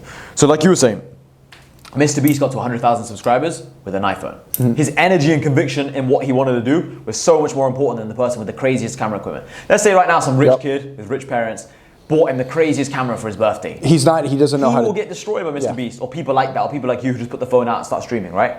Like the moral, the actual energy and conviction you have is 3 times more important than your actual money, your actual resources, your actual connections. Like you see all these rich kids with like Ivy League connections. A lot of them get completely beaten by people with just high energy. Like high energy is that important. If you really want to become rich, you'll become rich. That's the most important thing in my opinion. Yeah, it's never, I don't think it's ever been easier to surpass 95% of people. Maybe I'm biased because I live in this time, but if you look at history, just with the capabilities of the internet, there's really no excuses. What do you think of people who say like, oh, nowadays the slave class is coming and the world is becoming worse than ever and all these conspiracy theories? Like, in my opinion, I mean, the world has never been safer. That's true. I would just say the West is becoming more degenerate, and how bad is that though? What do they say about the Roman Empire? The first way to make a society collapse is give them porn and change the genders. Once you start implementing sexual degeneracy into a society, that's when it collapses. It's not saying that the world is worse than it's ever been, but just don't keep your roots in the West if you see what's going on. But it's not like the world is in a doom place. A lot of people think that climate change is going to go and completely destroy the world, and that's why they don't want to have kids. Like that's a really common belief. Like I don't want to bring. People say like I don't want to bring kids into this world because of climate change or because of war. The world is in a safer place than it's been in a long time. So. And it's the best time it's ever been to make money and to meet people online. Like you guys met online, right? Yep. Right. Like Oh yeah, sorry. You were saying what, bro? No, I was saying we basically met from like joining the creativity kit. That's right. When we started talking more. Yes, so I met Craig through my network, New Money, right? And all my friends right now in Marbella, I have like a 50, 60 person event right now, 50 person event, and they're all here because of New Money. So it's like everyone now is just meeting through online communities. Everyone's meeting through online. This is the thing actually, I was going to say this. People think it's normal to meet girls through Instagram, right? If you DM a girl, meet her on Instagram or meet through whatever social media. It's seen as normal now to DM a girl. Even on Tinder, people are messaging on Tinder or Bumble, all these different platforms. But the thing is as well as like, it's normal to meet other friends now through online communities. People still think it's a bit weird in general mainstream. Yeah, just get over that. Like, you're not going to find the people that are like-minded around you. It's way easier to sift through the people through the internet. And I know like it might cost money and stuff like that, but that doesn't mean that you're not paying for friends. You're paying for access to a network and a community to go skip all the layers of bullshit that it takes to go and build that. Like it took me 10 years to be able to establish a network like the Creativity Kit, and now I offer places where people can find, like, people have moved in together in Florida from the Creativity Kit. So don't think, just get over that like, oh, this is cringy, whatever. What is cringier than meeting people online is being in a job that you hate in your hometown for the rest of your life. It's so hard to meet people who think the exact same as you about so many different world topics. Like some people might want to get rich, but then they think being a transgender is okay. So like, to meet people who think kind of the same as you in all areas of life is very difficult. Like it's so much easier online. Just like how people date online, I think now it's so normal and you should be meeting people online. All my friends now, besides that one friend I said I had from back in the day, everyone I met online, all same. through my network. Every single person I spend time with, all on the internet. So it's like, it's just fucking valuable. And if you guys aren't, that's why I think you should post some kind of content online. Like I remember I met some cool people in Miami a year and a half ago, and they said the reason why they wanted to meet me is because I was throwing money in the strip club on the floor. For a while, it was my pinned tweet. So 50 Cent was performing. Yeah, I saw that. You're at 11, right? Yeah, I was 11 in Miami. I was throwing loads of money on the floor, and the security guard was trying to pull me down. It was like a good video. And then I put the caption as like, don't save money on coffee. Because you know that whole meme of like, save your $5 on coffee, right? So yeah, man, spending money as well was good. Spending money, wasting money can be a good investment. If people see you as that fun person. If you record it and show people. Right, so like one video can be powerful. I think that got a lot of views, it got me a lot of good connections. And from those connections I learned a lot. It's funny that you got a ROI on throwing money in the strip club. Strategically wasting money is a very, very ROI skill. People don't realize this, you know? It's a very, very good skill. People always think too much about like, you know, the other day, let me tell you something very interesting, guys. The other day, I'm not sure if you know this, you and Zerka were on a Fresh and Fit stream, and I saw that you guys were live. I think Zerka tweeted, I saw it. Yeah, and then you donated 500 to... Yeah, I donated 2,000 dirhams, which is like $540, and I was watching the stream, I was like, these motherfuckers better give me a shout out. I was like, Myron, where the fuck is my shout out, right? I wanted to just quickly see the shout out, I thought it was funny, and also just support you guys, right? Well, we don't get the money, by the way, but yeah. I just thought it'd be a nice gesture, right? And I thought in the future I'm gonna be on Fresh and Fit, and I, you know, just whatever, right? Anyway, I think Myron gave me like a 3-second shout out. Normally they give a bit more of a shout out. You put your name in the super chat, usually people don't put your name. You like, I'm supporting you guys, dash Hassan. What do normally people do? They just say like, oh, girls are whores. Right. $500. I didn't know. I didn't know. I hate women. You know. Right, I didn't know. So anyway, they gave me like a 3-second shout out. I used that 3 seconds and I actually turned it into a bit of content. I put it on Twitter. Then I think Zerka retweeted it or whatever. Zerka saw it and was like, oh bro, we'll stream soon. And now you have the contact with him. I think I spoke to him a little bit before, but yeah, it just creates a bit of goodwill with people. It's nice, right? It's a nice gesture. Other people on Twitter saw it. A lot of people might think that's just wasting $5. No, that's ROI, for sure. There's ROI, and also, you know what's interesting? Someone found me from, I'm guessing that Zerka retweet, or maybe I think you liked the tweet as well. They joined New Money from that after. So you definitely that you. So joining New Money costs 1.8k at the moment. By the time you guys watch it, might be 2k, it might be a bit more. I made the money back. Now I didn't think when I was threefold, and it created the goodwill. Now when I gave that donation, I wasn't sat there thinking, okay, I need 2 people to join New Money, I need 1 person. You know, I wasn't strategically analyzing the numbers. I just thought, fuck it, it's $500.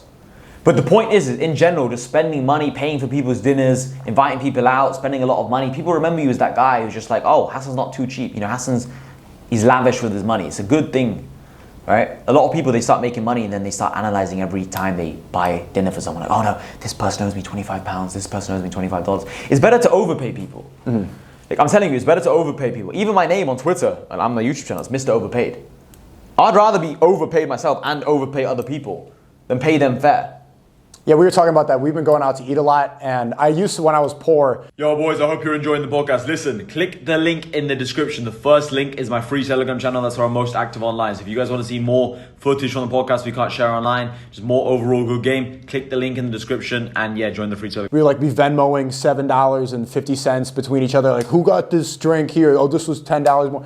It's just all this like waste of time, and then the interaction, the dinner's way worse because you've been like looking at the receipt and everything. Yeah. It's way better when you're just with people and someone will take the bill, boom, done, move on, laugh. Like, you don't need to think about it too much. That's much better for the future, because then I'm gonna wanna, next time we go out, not only am I gonna wanna spend another dinner, but we saved time and we had a better experience. So everyone wins. Yeah. Everybody wins. Same thing like Sakep, for example, before he came here, he didn't have a laptop. So instead of like, oh, this is more than just getting the laptop. The video is going to be better because I didn't have to waste time. Like, let me dock it from your paycheck. Get them in the computer, make it a fire video, and then there's the ROI. I could have been like, well, this laptop here, you need to do this much amount of work. I'm going to be in a better mood. He's going to be in a better mood. Buy the computer, go, boom, let's just work. He'll feel like he owes you, but he's like, okay, SNEAKO, he was there for me. Now I want to work a bit harder. I want to go the extra mile. And then that's going to lead to better videos. Then people are going to see those videos. They're like, wow, SNEAKO's videos are fucking good. Then that energy you get, that conviction you get in your brand, your content, because the videos are better, it just increases the overall, right? It's good to overpay people. It's good to treat people well. Like all the people who help me, even with the things with it, when it comes to social media, I have a couple people helping me with some back-end stuff that I don't really talk about. I think I pay them a bit more than they should be getting. But that's maybe what has got me into this position in the first place. Is it overpaying? Maybe not. You know, maybe the energy it gives me paying them this much money and then knowing they're happy then gives me so much energy back. Maybe I'm just paying for the energy. Paying for energy around you is important. That's why people pay to go to nice places. Yeah. I remember Craig and I actually became friends because I used to go. So he joined New Money. We met in a Five Guys restaurant in London, some ghetto restaurant, right? Five Guys, you guys all know it, right? Then he was going to Dubai a month and a half later because he was sorting out his Dubai residency. I was setting up my Dubai residency as well. We went for dinner one day. Then we kept going to a nice cigar lounge. Like every day we kept going to the same cigar lounge, pretty much, because it's a nice place. We just talk. Then we became friends. If we went to some cheap place, we went to some ghetto place and we were arguing, you should pay for this, you should pay for that, then maybe we wouldn't have become friends. So just not being cheap leads to so many opportunities in life. I think this is one of the biggest topics I'm passionate about. I talk to people a lot about because so many people spend money. Yeah. I'm like the biggest advocate of that on Money Twitter. I'm all about spend money because people are always talking about Hassan, your cars are going to depreciate. I know I'm going to blow up on social media over the next few months. Me having 6 supercars, people are going to watch this video back like, wow, like this guy had 6 supercars before he even became big on social media, or before he became big, right? It's going to pay for itself a million times over. And ironically enough, people who are frugal, they think that they're saving money, but even though you're doing it out of the goodwill because you actually like doing it, there is a better ROI from just being generous and spending money. You attract what you give. The most expensive thing is being cheap. Yeah. Right? There's a famous saying that's like. Did you come up with that? No, it's a famous saying. But okay. Yeah, the most expensive thing is being cheap, right? If people know you as a guy who counts money, they don't like you. They're never gonna want to go out There's a guy again. from school. I still know his name. Oliver. I'll say his name. Oliver. Dork. Prick.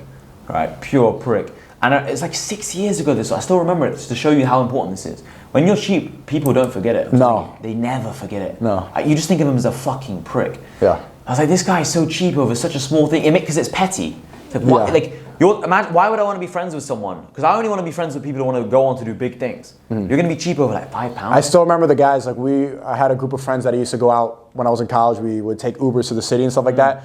And I still remember the dude that would never, and we were all broke, so we would like split the Uber like between the three of us. It wasn't a problem, just boom, boom, boom, $8. There was one dude who's like, oh, my Venmo's not working, or he would never call it. Like we would like subconsciously just take turns, be the one to call it, and then we'd all pay it. But the one dude who'd always leech, even though it's like probably in total maybe like $100, $200 in the course of like a year, I will never ever forget that. Like that was the guy who was scamming his friends out of $8 when we're all going out to the same place, enjoying each other's time. It's like once in university, I really wanted milk, right? Because I was making protein shakes every day. This is when I was big into the gym. I really needed milk. The shop was closed. I took my friend's milk from the fridge. In university, it's a big thing. Like when you take someone's food, you take someone's, right? Tell them, right? Then I gave him like, I can't remember exactly how many it was, but I remember buying him milk for the next like month. I just wanted like, because he lives opposite me. He creates goodwill. Why not?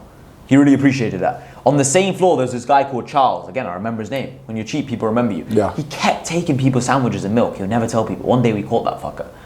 He was just taking everyone's stuff. That's the guy you knocked the 4 teeth. No. Oh. The guy whose milk I stole was the guy whose 4 teeth I took. What the? No, sorry. Poor guy. No, sorry. I've actually missed a part of this story. Shit. It has to do with the milk? No, so the four teeth guy, he's completely different. But on that same evening, I also punched someone else who lived opposite me in university. You were wilding that night. No, listen. The only time in my life I've punched people with bare knuckle. So my t-shirt was ripped, I told you, right? Yeah. Before I got taken by the security guard, they put me in the room and said the police are going to come. I went to the dance floor, didn't think much of the 4 teeth. Because I didn't know it was 4 teeth at the time. I just saw like blood everywhere. You just punched him, 4 teeth. Went back to the dance floor, this guy was like ripping, he's like, Hassan, what happened to your t-shirt? He's like ripping it more. I was like, bro, don't do that, I'm going to punch you. Because I was just angry, I was annoyed about my t-shirt. Wait, why was he ripping your shirt? Because like my t-shirt had a hole in it because of the guy previously whose teeth were knocked out. He's like pulling the t-shirt more and more, like making a bigger hole. Oh, like, okay. bro, like just don't do this is after the 4 teeth. After the 4 teeth, I went back to the dance floor. Then I punched him. This is the guy who lived opposite me. Then after I did this, I missed the start of the story. Then I thought it was a good idea to leave the dance floor, leave the whole club. Yeah. On the way there, because it had been a few minutes since the first punch. Then they realized this is the crazy guy. Boom, boom. This is the punchy guy, yeah. But both of them deserved it. Full on. Yeah. So, but yeah, he didn't snitch on me. If the judge knew about that, Then you would have been expelled quicker. Easily gone to jail. 600 hours of community service. No, there's no such thing. I would have just gone to jail because they would have thought he's just an aggressive person, Yeah. which I am. But Pretty not arguable, towards yeah. fighting. That's the only time I've ever punched people in my life. Brown people. Huh? Okay. But yeah, so the point we were making, right, is being cheap is super, super expensive. That was the overall fucking point. People don't forget you. Yeah. But then the same way on the flip side, if people know you as someone who overpays, they see you as someone who pays for their dinner, they'll remember that. I feel guilt. I remember when I was living in that college house, I didn't have a lot of money, and some guy had Pop-Tarts in the house, And I took them all, and I was just eating them. It's just small things, like Pop-Tarts are like $5, something like that. And then he's like, I hate this house. Who took my Pop-Tarts? And I was just like, and he knew it was me, but he didn't know it was me. And I said, Devin, I'm sorry, I took the Pop-Tarts. I owe you. If you just message me, I'll send you $500. I'll give you a whole carton of Pop-Tarts. I'll never forget that because I was just like, I don't feel like dealing with this interaction, so I just kept eating them. Scummy. He probably think now I'm Oliver to him for the rest of life. He's gonna remember. Yeah. It's because, like we were saying before, if you want to surround yourself with positive people, you want to surround yourself with people who think big, who are ambitious, who want to achieve big things in life. If you're arguing over $2 milk, then you can't be a very ambitious person. I'd never argue with someone over £2 because I'm thinking big, right? So when you're arguing over such small amounts of money or such small problems, it makes you look like a small level person. It's just a waste of energy and time too. Like you could be talking about something that's going to make you more money in that time you're arguing about £2. It's just your mindset, man. There's just a lot of people won't understand what we're saying now. They'll be like, no, it's not like that because what about if you keep overpaying for people, they're going to take advantage of you? No, obviously I'm talking within reason. If I pay for 12 dinners in a row, then what the fuck? I'm going to be like, what the fuck's wrong with this person? Maybe they are taking advantage of me. But then again, if it's an employee of mine or someone who's just part of my team, well then yeah, it's different. But if it's someone, your friend, you're both making money, you shouldn't be paying for dinner every single time. You know, so it depends. You should be, obviously, people should be taking what I say within context, right? But yeah, whenever I meet someone new for the first time, I always pay for the dinner. Like I'll say I'm going to the toilet, then pay for everyone. Always, like it's like a personal thing. Because I grew up seeing my dad always argue, always fight with my family friends over who pays. Always. I think it's like a white person thing to do, like not pay.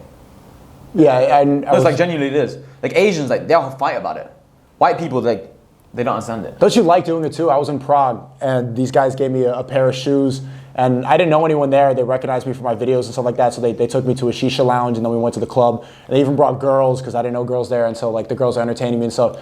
And they were like, we were arguing about we were arguing, people were discussing how we're gonna pay for the shisha. And like one second, I go to the bathroom, pay the bill, come back up, and they're like, you just pay for that? Yeah, Don't worry about it. But then like I got the ROI. Now they brought more girls to the club. They took me out to the nice place. They introduced me to the owner, stuff like that. They gave me a better experience because I gave them a better experience too. Everybody wins. Just pay the bill. You get what you fucking pay. You do. And you don't even expect it. Don't think, exactly. If you expect it to, just do it because you want to do it, and then the universe will return it to you. If you're expecting something, then it actually does the opposite. Then people think you're just some fucking strategist who's like planning on getting an ROI. Yeah. You should just do it, right? You should just do it. 100%. Shout out to those guys in Prague. But yeah, it's a nice fucking feeling. It's a nice feeling. I remember I've done this so many times. I come back like, no way, you paid for it. Like you paid for it last time. Then you pay for it again, and then it's almost like they're almost like then when you meet someone new, or let's say they're introducing you to someone else, they're gonna say, oh, Hassan's that guy. You know, he's a good person to have around. Because no one wants to feel like you're leeching from them. Especially when you're talking to other high-level people. If you pay for them, then it's like, look, I can look after myself, I can look after you guys as well. I'm not really expecting too much from you guys. I'm here for a good time. I like to that point, now that I have money, when I go out with other high-level people, it's actually a fight to who pays the bill so that they kind of have like the leverage over the other people. And also it's just like funny banter, but to go from like splitting the $8 in the Uber to be like, no, I'm paying. People literally like shoving out of the way so that you get your card in there, that's what you want to be at. 100%. This is when I met HS Tiki-Toki. The first time we went for business, the first time we met each other, we went to the cigar lounge, we had food and stuff. The bill was like $500, £400 or something.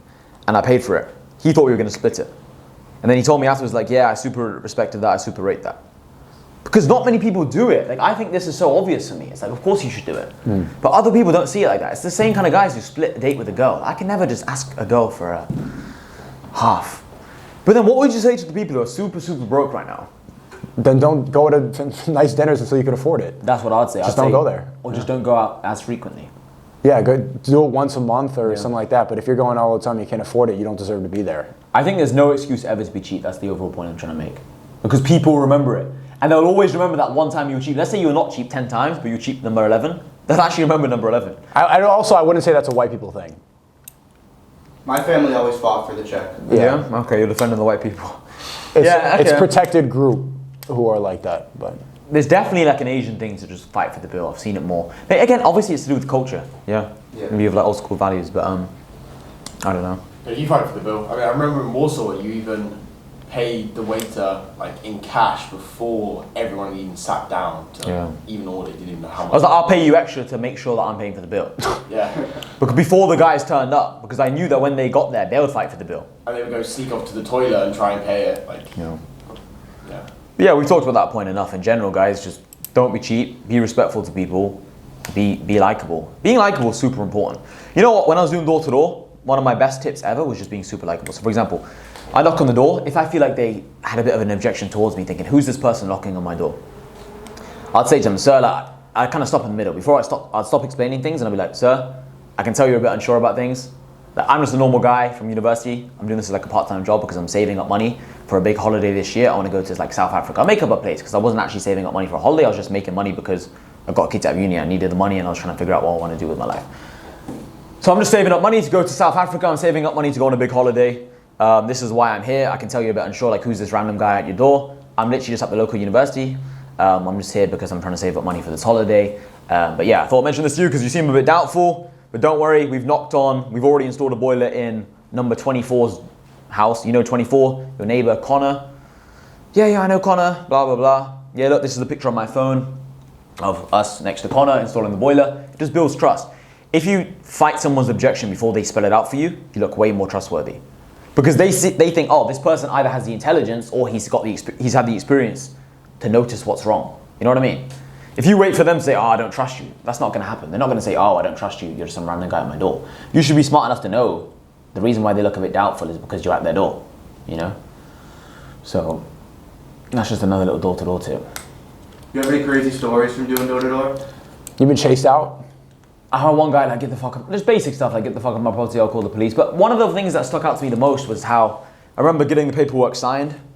I've told this story many times. You got the paperwork signed. I really wanted the money, really needed the money, so I was like happy. You know when you're broke, when you get money, you're very happy, right? Like, it makes a big difference to your bank. Even when I'm rich, making money makes me happy. No, but a small amount of money doesn't make you happy when you're rich. It's like small, it doesn't change your life. But when you're broke, £200, £300 sale makes a big difference. You don't get like, if you find a $20 bill, you wouldn't be like, oh shit. Now. Yeah, I think I would still be like, yo. Not now. But back then, this sale was big for me. And I remembered the wife, because I was talking to the husband, the man. The wife, the woman, she came back home, maybe from work, wherever she came back from. She was like, Mark, or whatever the name is, I can't remember the name of the guy. Mark, who's this? Like right in front of me. I was like, oh, this guy, he's just like, you know, at this company, he's like telling us about this free boiler we can get.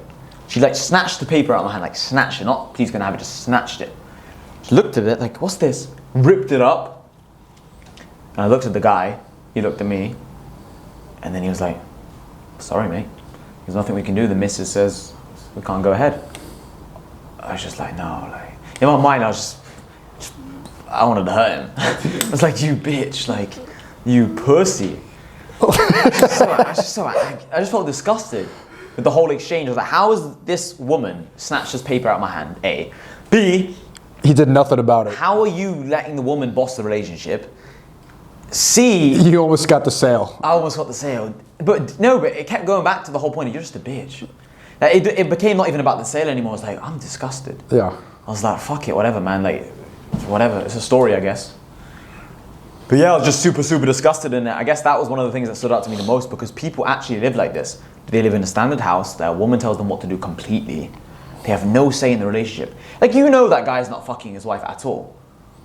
Because if the woman's that in charge, then what's she doing? Is she fucking him? So the whole dynamic's fucked up. Like, there's so many problems in that relationship. I ended up kind of feeling bad for him. I just left. I was like, charge it to the game. I used to have a saying, like, whenever something bad would happen, I'd just say, charge it to the game. It is what it is.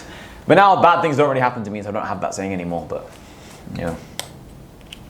That was the thing that stood out to me the most. Another saying was, I smell curry, I smell money. Whenever we'd smell curry in the house, whenever we talk to some Indian person or Pakistani person. You knew you could make the sale? I knew I'd make a sale because they relate to me more, you know? What are you? I'm Arab, like I'm Lebanese. Oh, okay. But yeah, I just feel like they love a good deal. They love a good deal. They're like, oh, what's this boiler thing? They listen to me more, you know? But yeah, man, not too much really. Everything's the same. I think that's what Door to Door taught me the most. It's like people in general are kind of similar, right? Like, if they trust you, they'll go ahead with the deal. If they don't trust you, they won't go ahead with the deal. So most of sales is building trust. Completely. If someone's gonna buy from you, right? Or someone wants to watch your movie. Why would they watch a movie? Because you've built so much goodwill, so much trust with them over so many years, Before I met you in Romania, I felt like I knew you already. Because I've seen you on so many clips pop up, and I already know SNEAKO. When I saw you in person, you're exactly the same as what I thought you'd be. So you trust someone more. For someone to buy from you, they need to like you, they need to know you, they need to trust you, right? But first they need to know you. So with door-to-door, they don't really know you, they don't really know your company, they don't really know anything about you. So that's why door-to-door is very hard, and that's why it makes you a good salesman. You were saying to me, how have you got so many people inside of New Money? I've got 1,200 members at the time of filming this, and it's quite an expensive group, and I've never really made any video content. It's just through my voice notes, through the stuff I have posted, I've built so much goodwill, so much trust. I've given people so much game that people think, okay, I trust this guy. And because I say what's on my mind, I don't really beat around the bush. I don't really say things that, I'm not trying to be politically correct. People respect me. They're like, okay, if he's honest about this, then he's probably honest about what he's selling, right? And because he believes in it so much, it must be good. One guy joined New Money. Well, lots of guys have joined New Money and said this to me. They said, I only joined the group because you were so confident. Normally I don't join things like this, but I joined because you were so confident in it. How could you be this confident in it if it wasn't amazing? You know? So your conviction alone will sell people on something. They'll be like, why is this guy so confident? He must be onto something, right? It's why girls like confidence. It's why everyone likes confidence. If someone's confident, they must have a reason to be confident. Because in general, people aren't really delusionally confident. I think it's quite hard to be confident if your life is a complete mess. Usually when you're truly confident, it's from a reason, right? That's kind of how I think. So if you're confident and you're portraying that in your energy, people will trust you more, they'll buy from you more. Especially door-to-door, because you only have a couple seconds at the door. But another thing I learned from door-to-door is some people are unsellable. Like if you knocked on my mum's door and you tried selling a boiler to her, it's literally impossible. Like less than 0% chance. It's zero. Impossible. Zero. She thinks everything's a scam. She doesn't trust anyone, trust anything. If I knocked on my mum's door, let's say she wasn't my mum, but just someone like my mum, imagine I got worked up over that rejection. Like, no, why did this person give me a bad experience? Why was she so cold to me? Some people are just unsellable, right? It's like if you were trying to sell, let's say you were selling personal training to Bradley Mine, right? I saw you do a collab with him recently. You're just never gonna make that sale. He's the expert in that area. He thinks he's in better shape than you, right? Like, how's that gonna happen? You know what's funny about these really jack guys is they are still they still hold so many insecurities about their body at that point. When you work out all the time and you make that your whole life, like when we were at the gym, we were boxing, he had like his shirt was getting really sweaty. I was like, just fucking, he's like, no, I can't take it off. Why? He's like, I'm really insecure.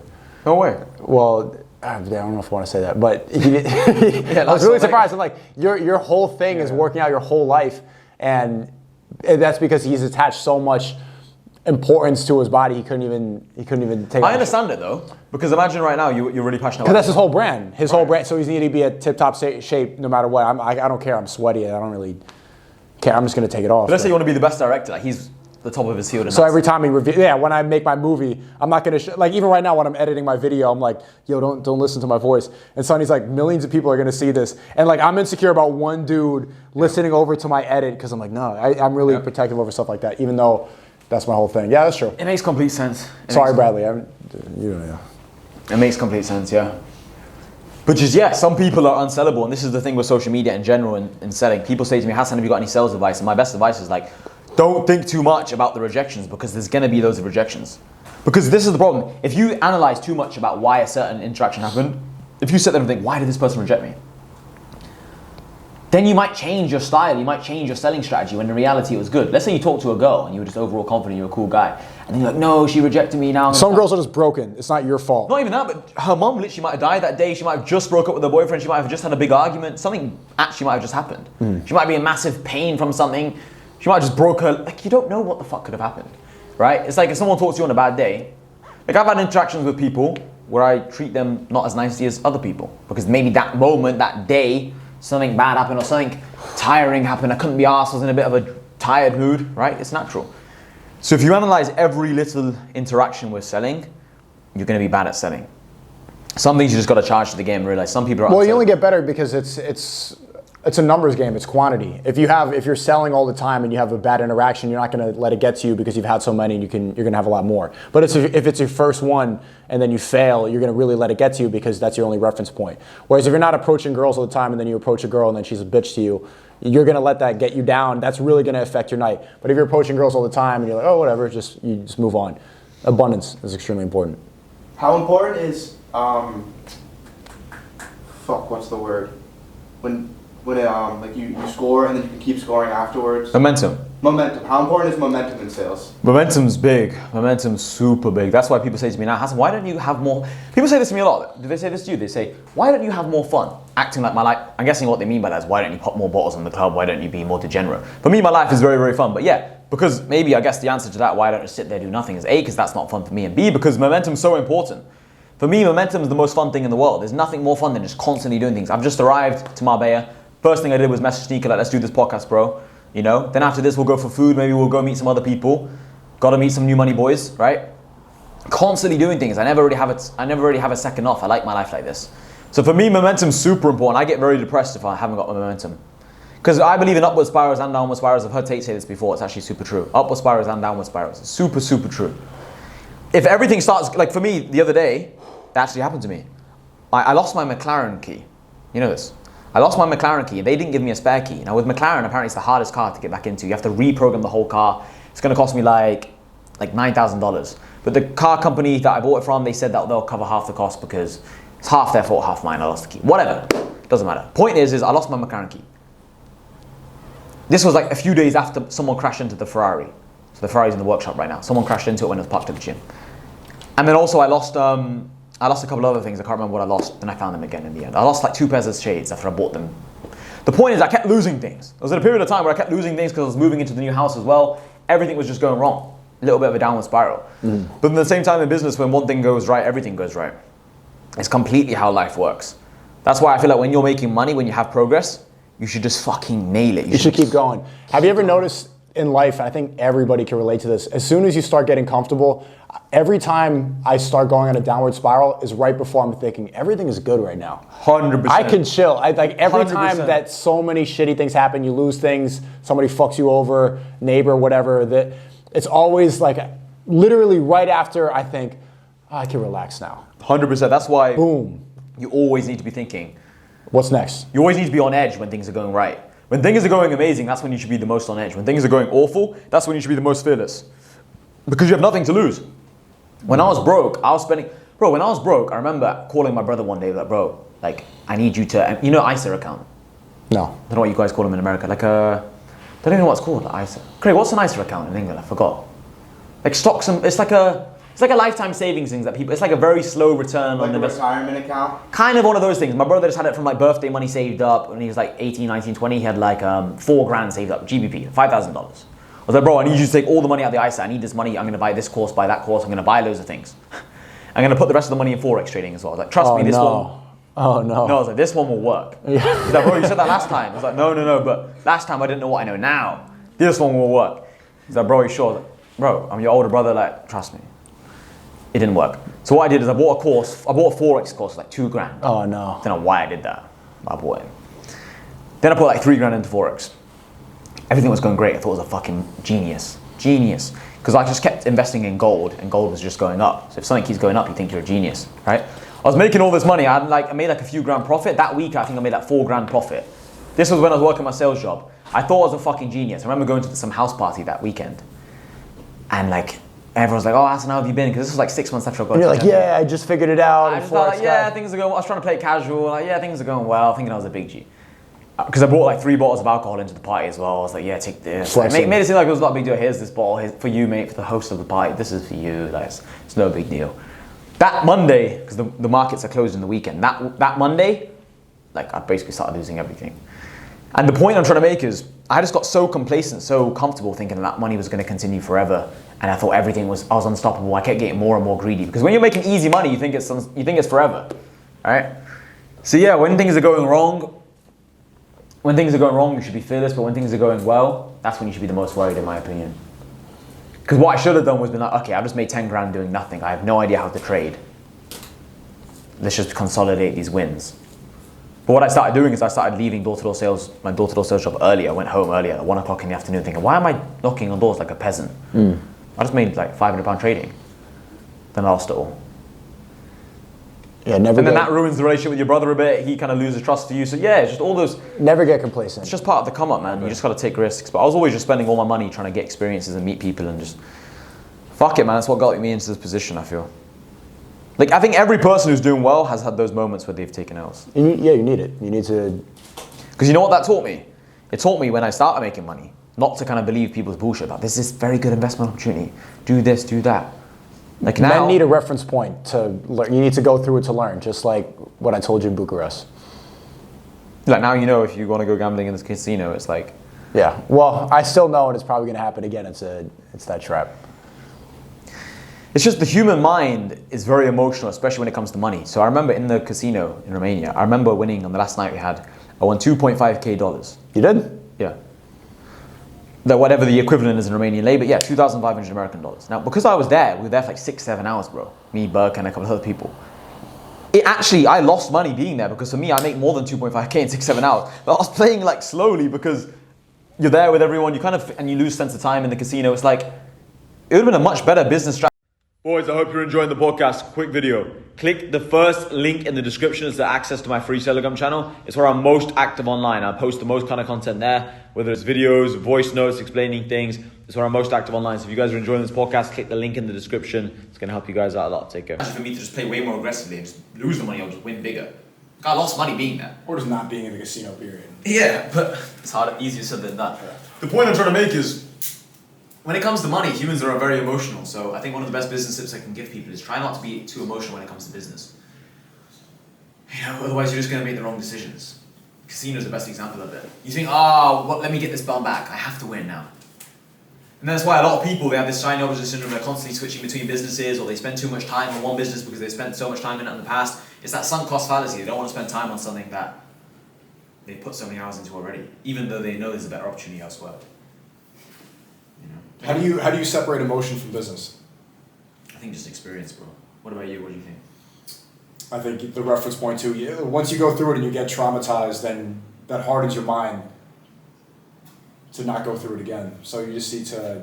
It's like going to the gym. Like when you go to the gym for the first time, you don't even know how to lift the bar. Then afterwards, your muscles get stronger. You get used to it. You get used to the pain. You know that you're mentally you can actually get 2 or 3 more reps. If you go through it, then you become better. You can strengthen your mind to not be emotional. You know what I think as well? I think with things like the gym and stuff, I think people believe that they can achieve results more than when it comes to making money. Because with the gym, they see so many examples of people that say getting into shape, and also it's like, I feel like it's more of a simple process. Everyone knows if you eat more calories than you burn, and you like lift a couple weights, you're gonna get stronger, right? Everyone kind of knows this. Whereas when it comes to making money, it's like, where do you even begin? Whereas with the gym, you can literally ask anyone, how do you get bigger? Any big guy in the gym, they'll say, okay bro, just start eating more rice and more chicken. And roughly that's pointing you in the right direction. Isn't it the same exact thing as making money? But I think it's more complicated. I think for a lot of people, they think it's more complicated. I'm not saying it necessarily is, but a lot of people interpret money as this very difficult thing. Like, where do I begin? Do I start with copywriting? Do I start with sales? Do I start with marketing, personal brand, with YouTube, with Rumble, with this, with that, with trading? Right? There's lots of things. Whereas with gym, it's like, if you want to get bigger, it's like weights and food, right? So I feel like there's less analysis paralysis. Whereas when it comes to making money, it's like, what do you focus on? Like, what did you focus on when it came to money, bro? What did you start with? Short form content, building up a personal brand, got into Web3, and then YouTube. Like, how did you know to do short form? You could have done copywriting. I was broke. I was watching a lot of Bia Heza, Jordan Welch, those kinds of guys. I didn't have the money to start running ads, so I thought the best way to do that was learn short form and get millions of views for free. Yeah. But yeah, you're obviously very successful anyway, but you obviously made a decision you stuck to it. But a lot of people, they get in this analysis paralysis of what do I focus on? Whereas I feel like, let's say you want to become a good... I always say focus on what you're good at, but everybody in my sort of disagrees. But a lot of people, this is the thing, I think a lot of people at home think they're not good at anything. Well, because they don't have self-belief. It comes from that first you need to be a little bit delusional with your confidence. People are going to call you crazy, and then once you pass that first step of not giving a fuck when someone thinks you're crazy, then you surpass most people. Most people hear that first statement like, oh, that's crazy, that's stupid, and like, yeah, that's stupid. And then they fail and they go back to the comfort zone. If you can beat that first insult, you'll pass most people. Yeah. I know what you mean though, Hassan. Like taking action initially. So like, what I tell people that are stuck with analysis paralysis is at least watch a video on how to make money. And if there's a word you don't know, write that down. Yeah. And the next video you watch is about what that word is. And it'll send you on an endless spiral. Yeah. I think that's the best tip for people. Searching for new knowledge, yeah, that is good. If you're always learning new I feel like that's actually a good way to live life as well. Like, it's like, imagine you go to the gym, I'm not sure what your bench press PR is or deadlift, whatever. The point is, let's say you go into the gym and your best lift ever is, let's say, 100 kilograms on bench. on your best day ever. You want to get to a point where it's like on your worst day you can bench that 100 kilograms. Like, I feel like it's kind of the same when it comes to making money. You want to get to a point where you're so well connected, you know so many people, you're so smart, you're so wise, you've got so many experiences that like, even if everything kind of goes wrong with all your businesses, you can still make money. Like if you lost everything today, you'd still be fine because, I mean, one, you've actually got the brand, so you physically can't lose everything. People have seen you so many times. You've got good people around you. You can always make more money back, do you know what I mean? I feel like even if I lost everything right now, it would be impossible for me to truly lose everything because I have my mind. And that's just basic art of war mindset. You can lose everything, you can lose all your friends, you can lose all your businesses, technology might change, the processes, the tactics might change, but as long as you have the mindset of like, I'm a hustler, I can make things work, I feel like you'll always be fine.